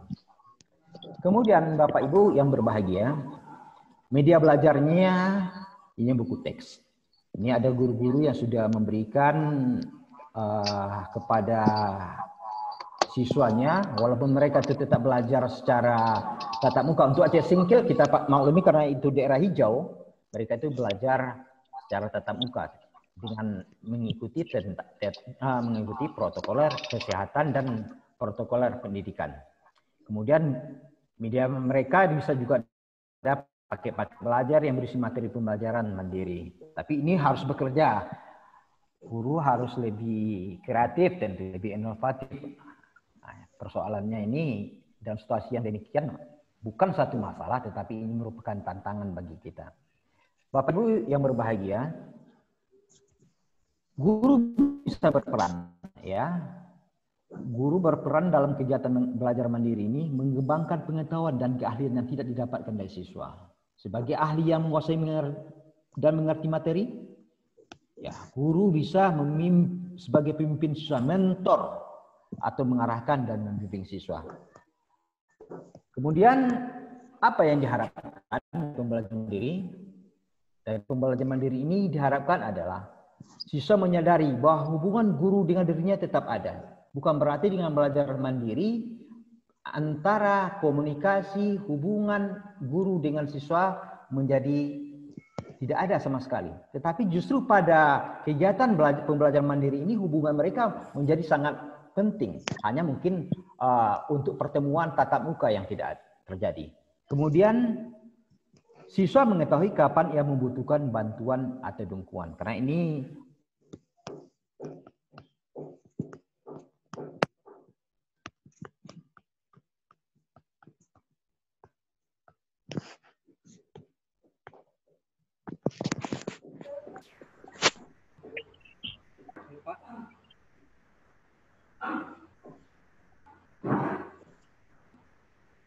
Bapak. Kita ketahui belajar di rumah itu sesuatu yang sangat, ya, kalau dikatakan ada yang mengatakan membosankan, ya. Maka itu diperlukan tips, ya. Tips agar siswa mau belajar mandiri itu tumbuhkan. Ini yang sangat penting, siapapun dia, tumbuhkan sikap dan pemikiran ikhlas. Sikap dan pemikiran ikhlas itu sangat penting dalam kegiatan belajar mandiri. Jangan ada rasa keberatan, rasa risih dan sebagainya. Dan ingat, belajar mandiri itu setiap ada kegiatan pasti ada solusi. Tidak ada sesuatu yang tidak ada solusinya. Asal saja kita mau memberikan pemahaman yang mendalam kepada siswa kita. Jadi jangan katakan setiap ada masalah tidak ada solusi, pasti ada solusinya. Kemudian tekun dan giat mengerjakan tugas. Tugas yang diberikan guru, ya, karena sudah tumbuh pemikiran ikhlas dalam hati kita, maka akan timbul ketekunan dan giat untuk mengerjakan setiap apa yang diberikan atau tugas yang diberikan oleh guru. Kemudian membaca dan latihan, perbanyak membaca, perbanyak latihan. Tetapi ini yang terjadi di lapangan kan berbeda, ya, berbeda. Tapi mudah-mudahan dengan adanya webinar ini memberikan sugesti kepada kita bersama, terutama untuk nanti para guru menularkannya kepada anak didik kita. Kemudian aktif dan kreatif tentunya. Bapak Ibu yang berbahagia, saya melihat ada kelebihan pembelajaran mandiri ini. Yang pertama, kalau selama ini mungkin tidak ada rasa tanggung jawab, ya, akan tumbuh rasa tanggung jawab. Walaupun nanti ada juga bertanya kepada kakak atau orang tuanya, tetapi orang tua wajib atau kakaknya wajib membantu, bukan membantu jawaban-jawaban yang akan diberikan, tetapi memberikan sugesti, memberikan motivasi kepada dia untuk dapat mengerjakan tugas itu, bahwasanya tugas itu pasti ada, bisa ada jawaban-jawaban yang harus diberikan. Kemudian ketika mengerjakan tugas-tugas tersebut dengan tanpa bantuan orang lain, timbul kepuasan, ya, timbul kepuasan dalam dirinya, bahwasanya saya ternyata bisa, saya ternyata mampu untuk mengerjakan ini. Kemudian pengalaman langsung, mendapat pengalaman langsung dari setiap permasalahan yang ada. Kemudian tentu setiap pembelajaran atau setiap kegiatan ada kelemahan, tentu juga ada kebaikannya. Nah, ini ada kelemahan pembelajaran mandiri. Kalau kita lihat ini ada beberapa hal yang disebutkan Ibu Sulhati tadi, saya cuma simpulkan saja. Di sini ada 3, siswa dan guru masih terbawa model konvensional pembelajaran materi satu arah. Karena gini, walaupun dia itu menggunakan alat elektronik, ya, katakan seperti smartphone ini, tapi ketika dia memberikan pembelajaran masih tidak ada timbal balik, ya, tidak ada timbal balik antara si guru dengan siswanya. Jadi masih satu arah. Kemudian kurangnya waktu pembelajaran. Ya, ini juga kelemahan pembelajaran mandiri. Tidak semua siswa memiliki smartphone. Tadi sudah disebutkan betapa banyak siswa-siswa kita yang dari keluarga tidak mampu. Kemudian informasi terakhir ada kasus-kasus yang tidak menyenangkan terhadap tugas-tugas yang diberikan oleh sebagian guru dengan penggunaan smartphone, sehingga mereka ada yang melakukan pencurian, ada yang orang miskin yang risihlah kalau kita lihat, kita sudah tahu semua. Jadi ini salah satu kelemahan pembelajaran mandiri ini jika dikaitkan dengan dengan alat komunikasi informasi. Bapak Ibu yang berbahagia, tadi ini ada sedikit kelebihan tadi ini, ya, sudah kita pahami bersama. Tetapi saya berkeyakinan bahwasanya pembelajaran mandiri ini tanpa terjadinya COVID-19 ini tetap harus kita lakukan karena bisa membentuk, ya, hidup siswa mampu bertanggung jawab dan mandiri dengan adanya tugas-tugas yang diberikan oleh guru. Saya kira demikian saja dulu Pak Harmon. Ya, dapat saya sampaikan dalam kegiatan webinar ini. Untuk selanjutnya nanti kita bisa diskusikan. Assalamualaikum warahmatullahi wabarakatuh.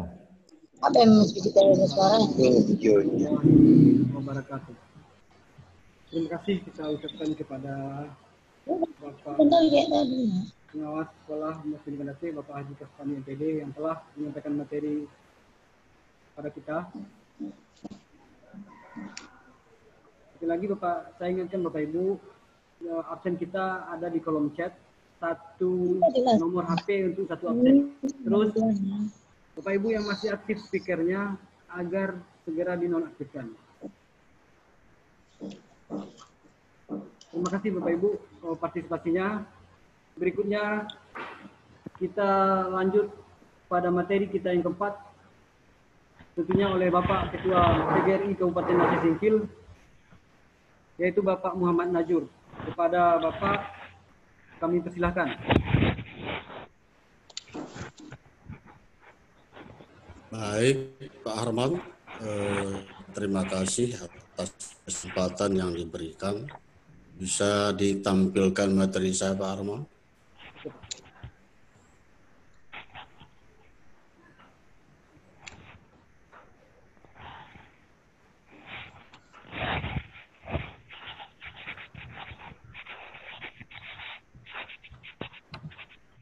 Pak.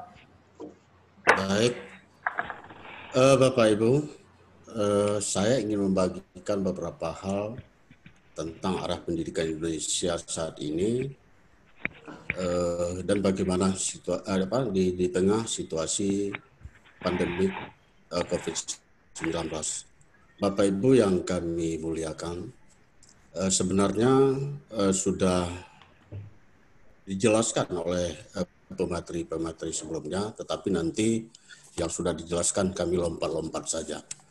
Tema hari ini adalah dunia pendidikan Indonesia di era new normal. Jadi apa yang dimaksud dengan new normal itu, kebanyakan kita masih keliru mendefinisikannya, arti new normal itu sendiri. Nah, hari ini kita akan melihat new normal dari sisi pendidikan. Lanjut Pak Arman.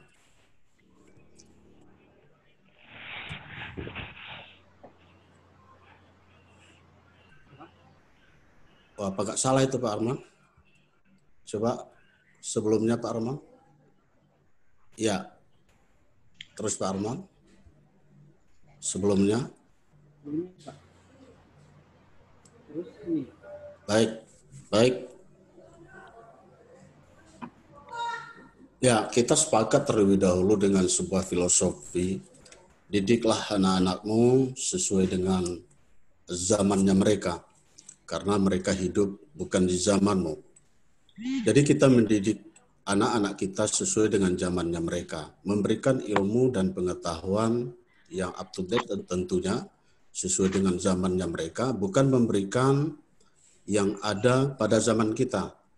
Jadi kita memberikan ilmu yaitu tentu untuk kebutuhan 10-15 tahun ke depan di zamannya mereka. Jadi kita membaca apa yang akan mereka butuhkan di masa-masa yang akan datang. Lanjut Pak Arman. Ya, apa itu COVID-19? Saya pikir ini sudah dijelaskan tadi oleh pemateri lainnya, lanjut saja. Nah, apa itu new normal? Definisi new normal menurut pemerintah Indonesia adalah tatanan baru untuk beradaptasi dengan COVID-19. New normal ya adalah kebiasaan baru, keadaan baru yang belum pernah terjadi sebelumnya. Jadi new normal itu bukan berarti kembali normal, ini perlu diingat. Tetapi justru belum pernah ada sebelumnya.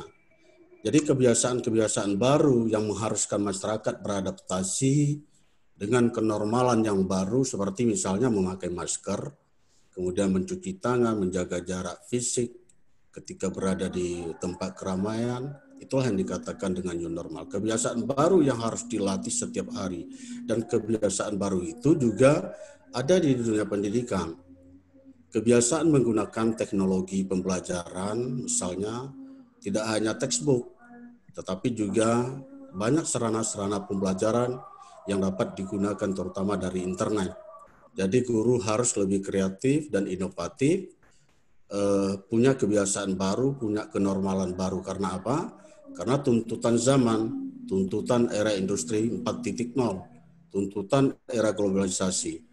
Menuntut guru harus semakin kreatif dalam pembelajaran, harus menemukan banyak resource pembelajaran baik online maupun offline.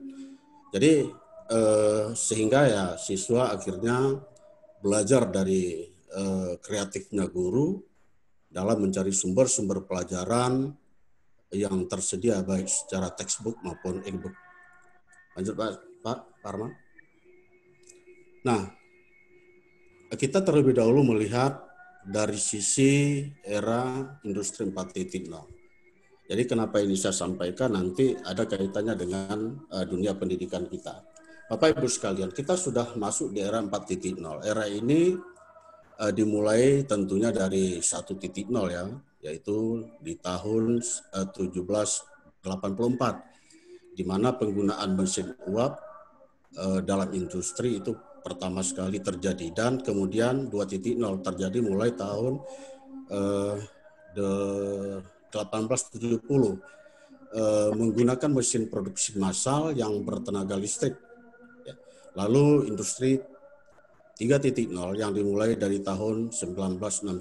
Nah, kita hari ini berada di posisi 4.0 yang dimulai pada tahun 2011 lalu, di mana mesin ya itu terintegrasi ya dengan jaringan internet di mana-mana. Jadi kita sekarang masuk dalam era yang memang harus membuat kita, dipaksa kita untuk mengikuti perkembangan zaman ini. Kalau kita lihat ternyata perubahan-perubahan itu membutuhkan waktu. Ya, industri-industri itu ada limit, ada jangka. Ya, setiap limit itu ada waktu. Tetapi hari ini Bapak Ibu, setelah COVID-19 ini terjadi sejak bulan Maret, ya bahkan bulan Februari lalu, ya dalam waktu 4-5 bulan perubahan itu terjadi dengan cepat sekali. Kita bisa lihat hari ini kita sebenarnya jarang menggunakan aplikasi Zoom seperti hari ini dan aplikasi-aplikasi lainnya, tetapi kita dituntut dan dipaksa harus mampu menggunakan aplikasi-aplikasi ini sesuai dengan tuntutan zaman tersebut. Jadi oleh karenanya kita mau tidak mau harus memang berupaya dan berusaha untuk melakukan sesuatu demi perubahan-perubahan pendidikan di negara ini, ya, khususnya di Kabupaten Aceh Singkil. Lanjut Pak Arman. Nah, teknologi digital Indonesia dan dunia. Menggunakan internet sebagai pembelajaran, ya, hari-hari ini hampir semua sekolah menggunakan internet untuk pembelajaran online. Dan bukan itu saja, media sosial tersedia di mana-mana. Setiap hari kita mengkonsumsi media sosial itu. Kita bisa belanja online, pesan transportasi online, ya, sangat mudah sekali. Bahkan pembelajaran pun ya banyak aplikasinya secara online. Nah, inilah yang sedang terjadi, teknologi digital Indonesia dan di dunia. Dan ternyata semua sangat dimudahkan dengan digitalisasi tersebut dan teknologi. Lanjut Pak Arman. Nah, kita masuk apa hambatan pada pembelajaran daring itu. Nah, khusus untuk Aceh Singkil, kita bercerita Aceh Singkil hari ini. Yang pertama sekali adalah susahnya akses internet. Ya. Internet di Aceh Singkil tidak merata. Hari ini kita tahu bahwa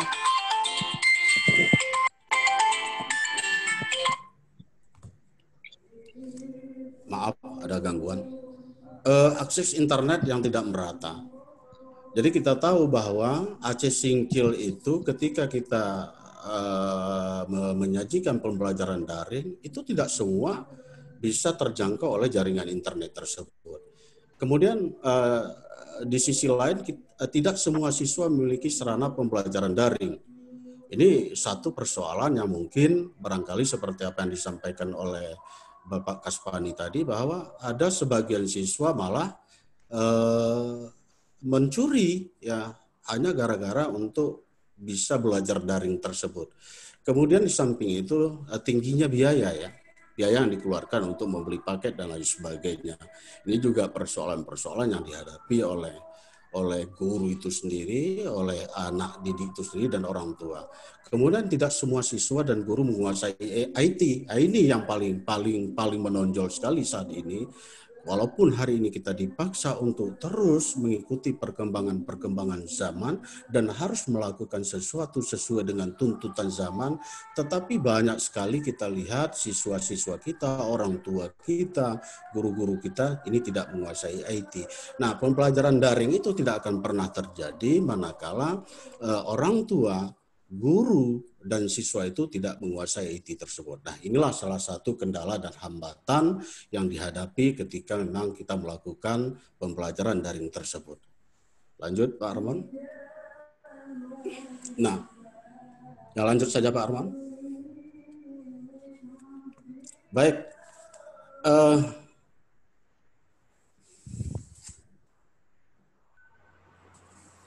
Ya, COVID-19 telah mendorong terjadinya perubahan struktural dengan sangat cepat.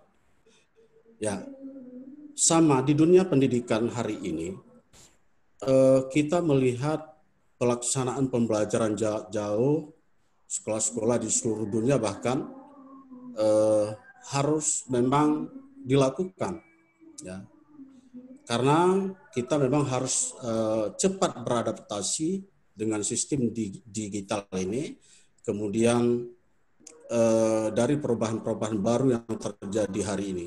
Jadi telah terjadi fasilitasi pembelajaran jarak jauh, kemudian instansi-instansi sekolah, universitas juga mendapatkan tekanan-tekanan, terutama tekanan finansial ya. Salah satunya karena memang orang tua hari ini meminta diskon untuk menurunkan biaya pendidikan.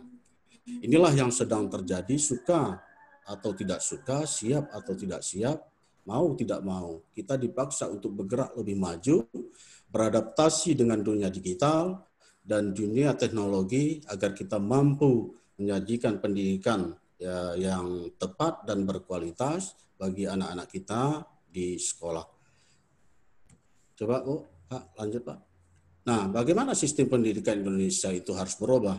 Nah, karena apa? Sistem pendidikan Indonesia itu memang harus berubah. Nah, karena pertama perekonomian Indonesia itu terus berubah. Kita harus menyajikan pembelajaran yang kontekstual, yang sesuai dengan kondisi saat ini dan ke depan.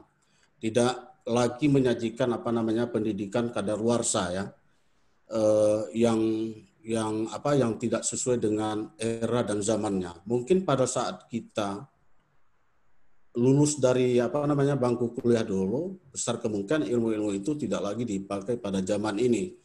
Karena apa? Karena ketinggalan. Sebab perubahan terjadi sangat cepat. Kemudian yang kedua,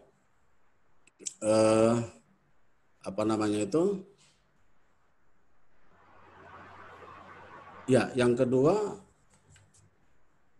perubahan kultural dan demografi Indonesia. Perubahan kultural ini ya adalah termasuk karena daya beli. Jadi kemampuan beli masyarakat. Kemudian yang ketiga, gambaran pasar Indonesia yang berbeda-beda. Jadi ada tantangan, kemudian ada peluang karena banyak muncul pekerjaan-pekerjaan baru di era industri 4.0 ini. Nah, tuntutan pekerjaan-pekerjaan baru dan peluang dan kesempatan itulah harus mampu ditangkap oleh dunia pendidikan sehingga anak-anak didik kita dipersiapkan dengan ilmu yang memang dibutuhkan di masa-masa yang akan datang. Pak, mohon kita break sejenak karena memang lagi azan.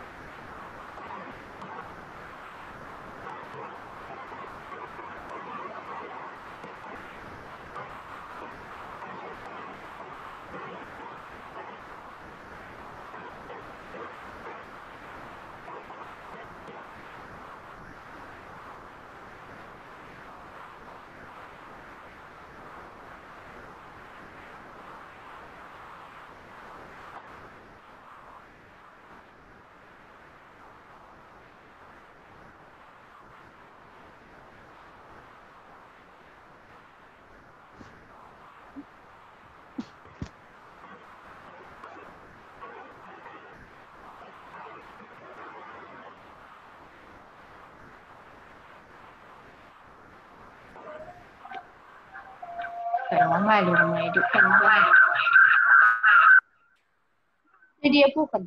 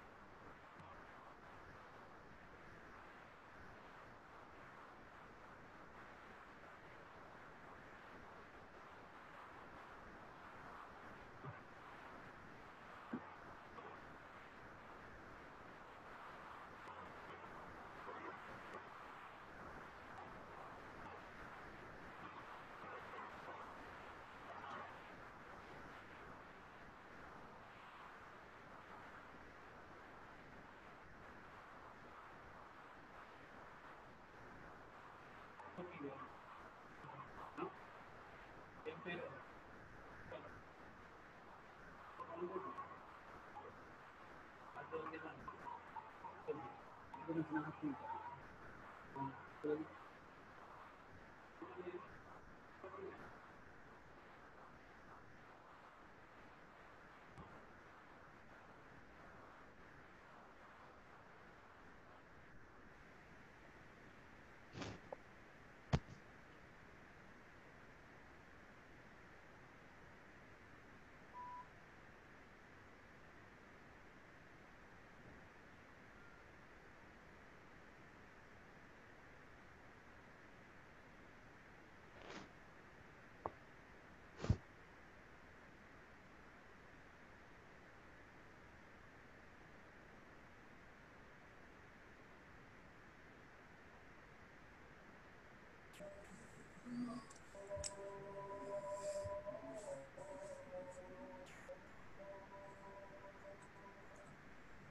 Baik, Bapak Ibu, kita lanjutkan. Pak Arman, lanjut Pak. Halo.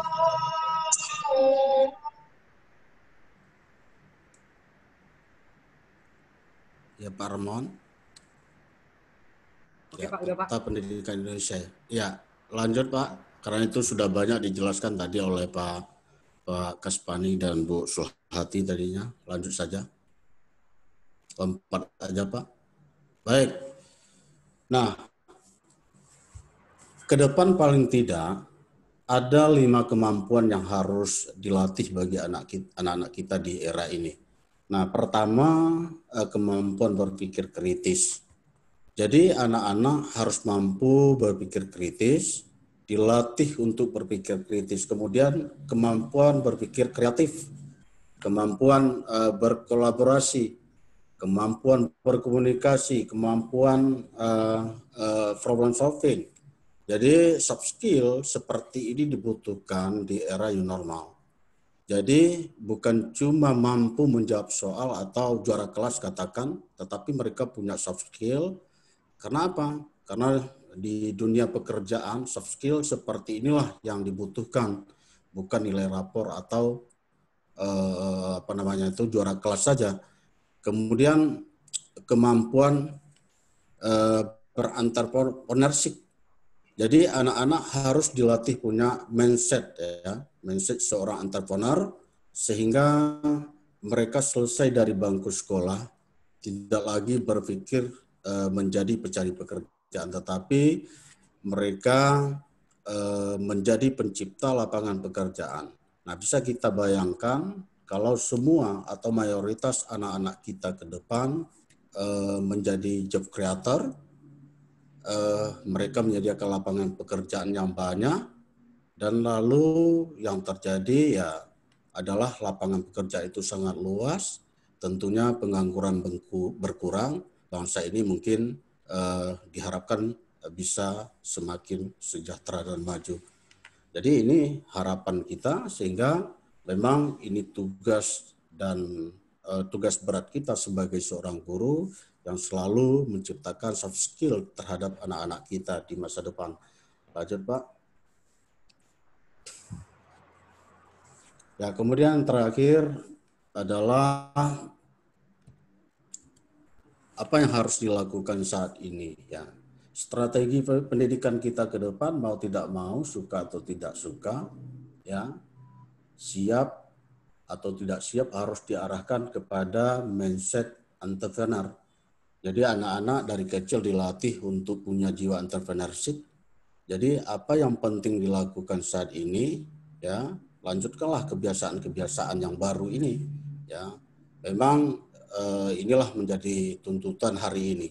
Jika tidak beradaptasi dengan kebiasaan-kebiasaan baru, maka yang terjadi akibatnya fatal ya.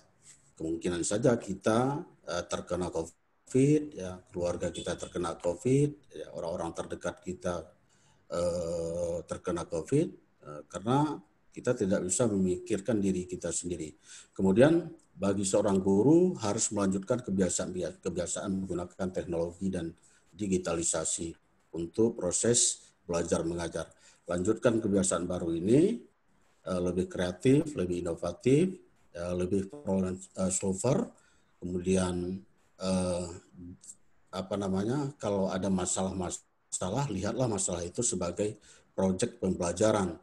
Kemudian yang kedua adalah menambah wawasan baru dan pengetahuan baru. Ini penting bagi guru supaya guru tidak ketinggalan, kemudian membuat perubahan-perubahan dan problem solving ini berinovasi pada hal-hal yang dihargai.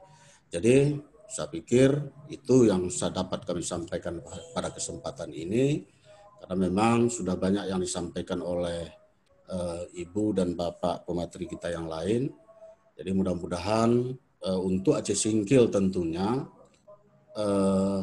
karena apa yang saya gambarkan ini adalah secara umum, tapi untuk Aceh Singkil hari ini, alhamdulillah kita masih dalam kondisi normal ya, daerah hijau. Mungkin ada SOP yang memang perlu kita pertimbangkan ke depan, perlu kita ikuti ke depan dengan langkah-langkah yang memang sesuai dengan anjuran dari gugus COVID-19 Kabupaten Aceh Singkil. Demikian, lebih dan kurang kami mohon maaf. Wabillahi taufiq wal hidayah.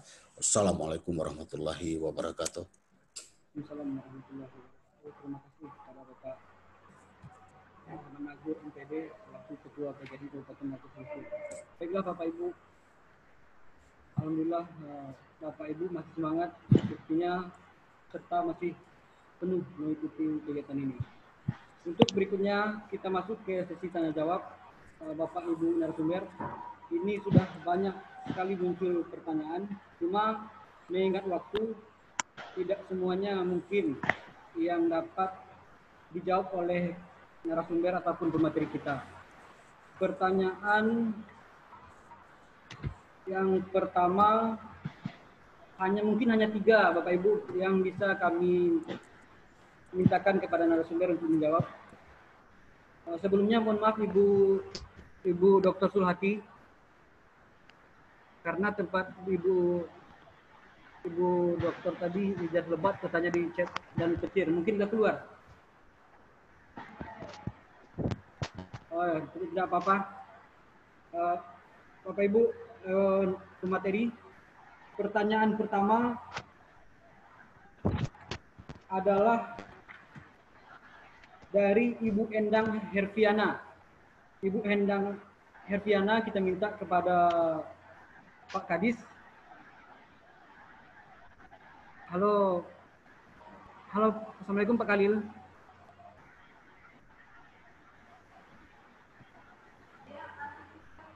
Waalaikumsalam warahmatullahi wabarakatuh. Oke Pak, baiklah Pak, ini ada pertanyaan dari peserta kita Pak. Ini tujuan mungkin Bapak diberikan kesempatan menjawab. Pertanyaannya adalah, apakah jika sekolah di zona hijau berubah menjadi kuning, apa langkah selanjutnya? Apakah proses pembelajaran dihentikan? Dari Ibu Endang Herfiana, silakan Bapak.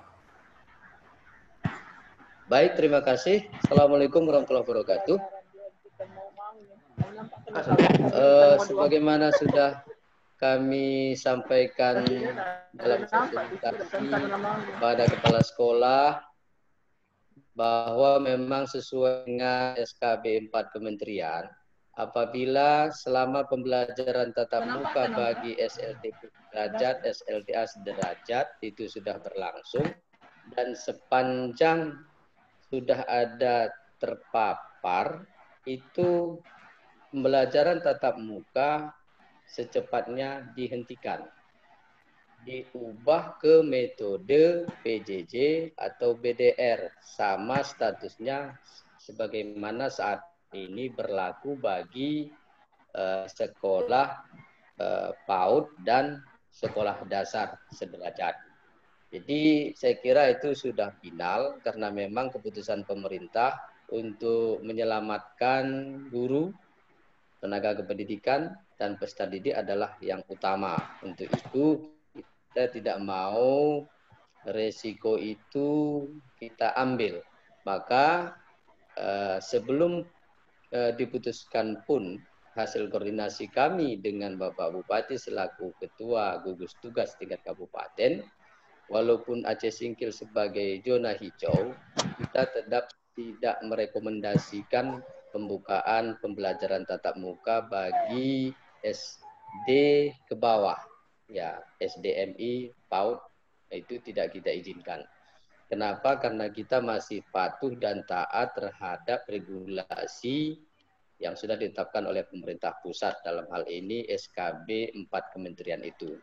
Jadi kita hanya berdoa dan berharap sepanjang sekian pekan sudah kita melaksanakan pembelajaran tatap muka bagi SLTP sederajat dan SLTA sederajat, kita harapkan benar-benar dipatuhi protokol kesehatannya, seluruh masyarakat, orang tua, pendidik dan tenaga kependidikan harus benar-benar menjaga, jangan lalai.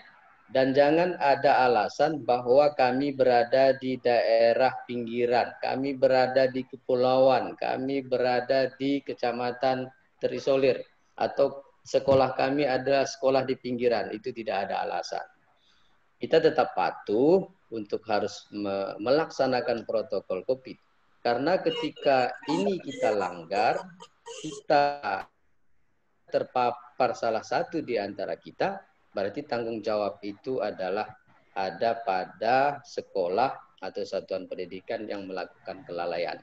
Untuk itu kami harapkan, dan jangan ada pemaksaan bagi SDMI sederajat, PAUD sederajat itu untuk melaksanakan pembelajaran tatap muka, walaupun dipaksa oleh orang tua.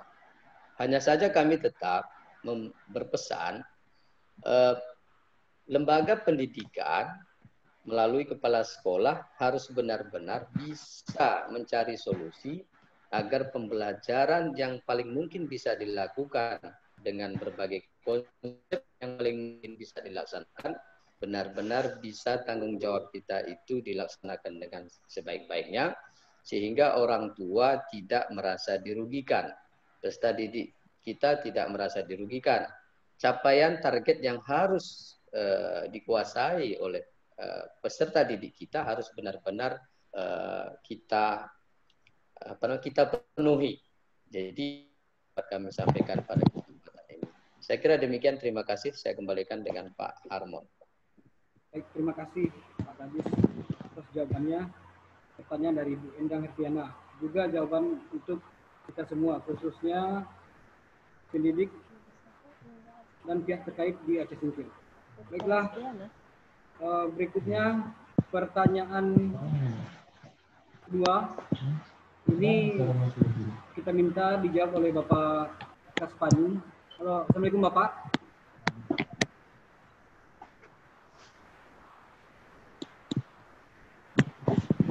Assalamualaikum. Waalaikumsalam. Pak. Oke Pak. Bapak, ini ada pertanyaan Pak dari Ibu Rina Usnila, SMA Negeri 1 Singkil. Pertanyaannya Pak, pembelajaran masa new normal merupakan salah satu pembuktian bagaimana kita sebagai pendidik menghadapi tantangan abad 21 yang menuntut untuk siap dan paham tentang pengetahuan IT. Bagaimana peran dari pihak pemangku pendidik untuk membantu meningkatkan pengetahuan IT para guru yang sampai sekarang masih banyak gagap teknologi. Silakan Bapak. Terima kasih. Itu satu persoalan kita, Pak Harmon. Ya. Persoalannya itu masih ada yang gaptek terhadap teknologi informasi ini, terutama dalam penggunaan IT tadi.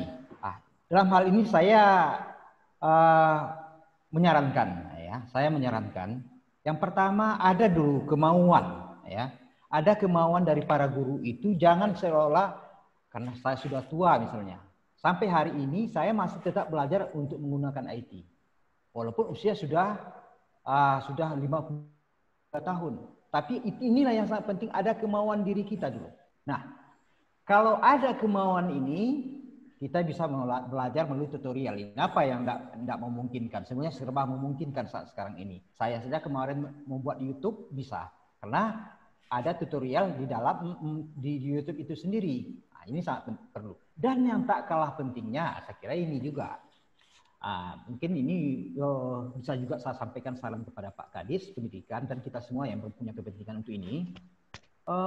Kita fasilitasi guru-guru kita untuk dilatih dalam penggunaan IT ini. Datangkan terutama pelatih-pelatih yang atau narasumber yang langsung pada praktik ya, misalnya membuat pembelajaran melalui Zoom bagaimana, classroom bagaimana, misalnya seperti itu kita datangkan yang melatih, apalagi kondisinya memang seperti sekarang ini, atau berikan tutorial yang mudah dipahami oleh guru.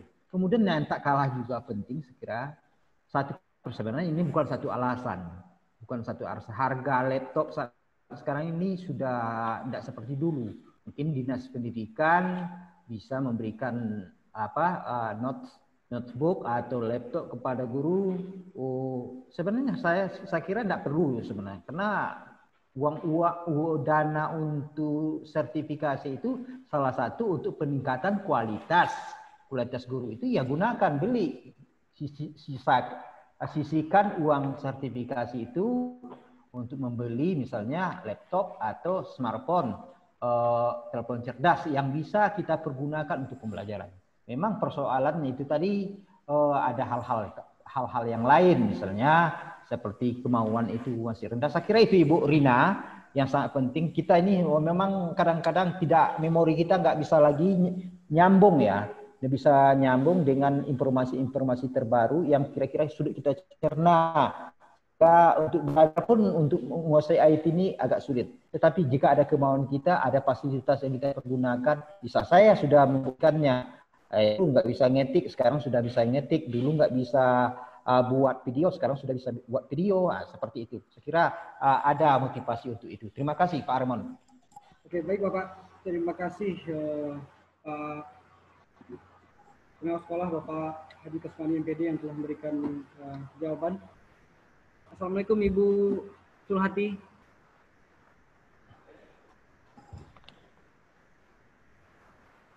Waalaikumsalam. Okay. Tadi hujan lebat petir. Oke, tidak apa-apa Bu. Ini kita Bu sudah masuk ke sesi pertanyaan Bu. Iya. Sudah banyak pertanyaan yang muncul, mungkin Ibu pun sudah melihat di chat. Cuma tidak semuanya Bu. Tidak semuanya Bu yang bisa kita layani dalam menjawabnya ya, dalam kesempatan yang sempit ini Bu. Ini kita ambil memang ditujukan untuk katanya Ibu dosen. Ibu Sulhati, bagaimana Bu cara agar dapat komunikasi dengan ortu untuk bersama-sama dalam melaksanakan BDR agar berjalan dengan baik, dari Ibu Purnama Sari Lubis. Silahkan Ibu. Itu yang tadi saya sarankan ya. Jadi Ibu Purnama Sari Lubis, memang ini agak sulit, tapi seperti kata Pak Nadi dan juga Bapak Kepala Distrik, kita tidak bisa hanya berpedoman kepada kesulitan-kesulitan, gitu. Tapi kita baca mana seperti yang dalam PowerPoint kita ada gambar melangkah melari, ya berlari, kita harus bergerak, tidak bisa jalan di tempat. Oleh karena itu komunikasi dengan orang tua yang pertama itu adalah bisa ya melalui jaringan WhatsApp. Terutama itu yang paling mudah ya, WhatsApp. Nah, kemudian bisa juga guru mengumpulkan orang tua 5 orang misalnya, kalau menurut saya ini ya, tapi mungkin ada teknik lain dari para guru yang lebih pintar ya, bukan lebih pintar, lebih efisien dan efektif, ya silakan saja. Ya. Dikumpulkan 5, misalnya kalau satu kelas itu ada 20 orang atau 40 orang, macam mana ada suatu waktu dikumpulkan beberapa orang tua murid. Misalnya 5-10 pada hari dan jam yang sama melalui ini juga ya, jaringan. Kalau misalnya di daerah kita tidak bisa tatap muka, situlah kita bisa menyampaikan sosialisasi kepada orang tua. Jadi bergantian, memang nggak mungkin kita mengumpulkan semua orang tua. Gitu. Jadi orang tua ini paham dia.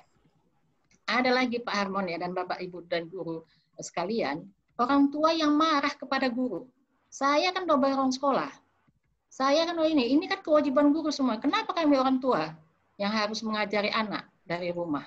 Ada yang sampai seperti itu. Ya. Tapi jadi kalau orang tua yang paham seperti hasil survei Departemen Psikologi tadi, itu nggak jadi masalah. Ya. Tapi ada juga orang tua yang tidak memahami itu.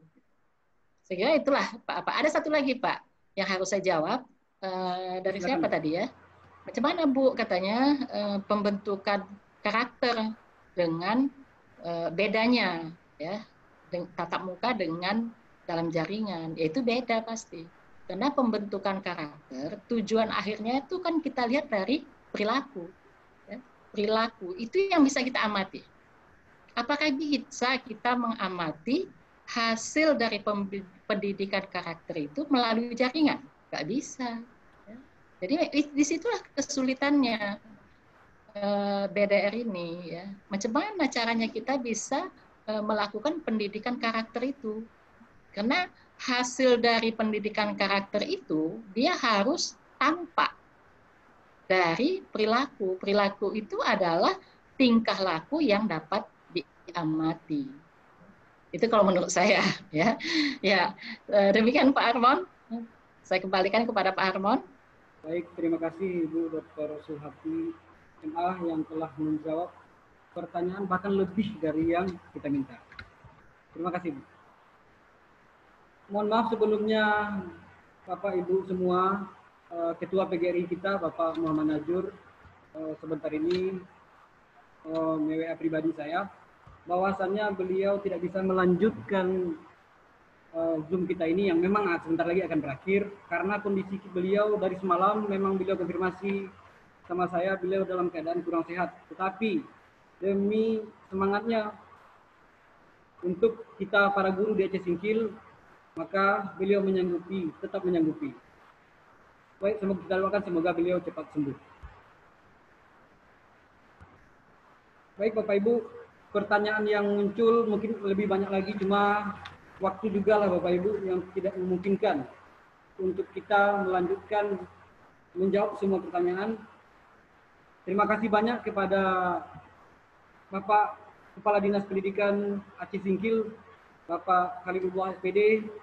Terima kasih banyak kepada Ibu Dr. Sulhati MA. Terimalah Bu salam silaturahmi dari kami, salam hormat juga khususnya kami yang dari guru-guru Aceh Singkil dan juga peserta kita ini lebih general Bu, tidak hanya Aceh Singkil. Itu sekalian menitipkan salam para Ibu dan mungkin juga nanti ada di antara kami guru-guru Aceh Singkil yang akan melanjutkan studinya di program studi Magister Manajemen Pendidikan Tinggi Universitas Muhammadiyah Sumatera Utara untuk menimbang. Alhamdulillah. Alhamdulillah.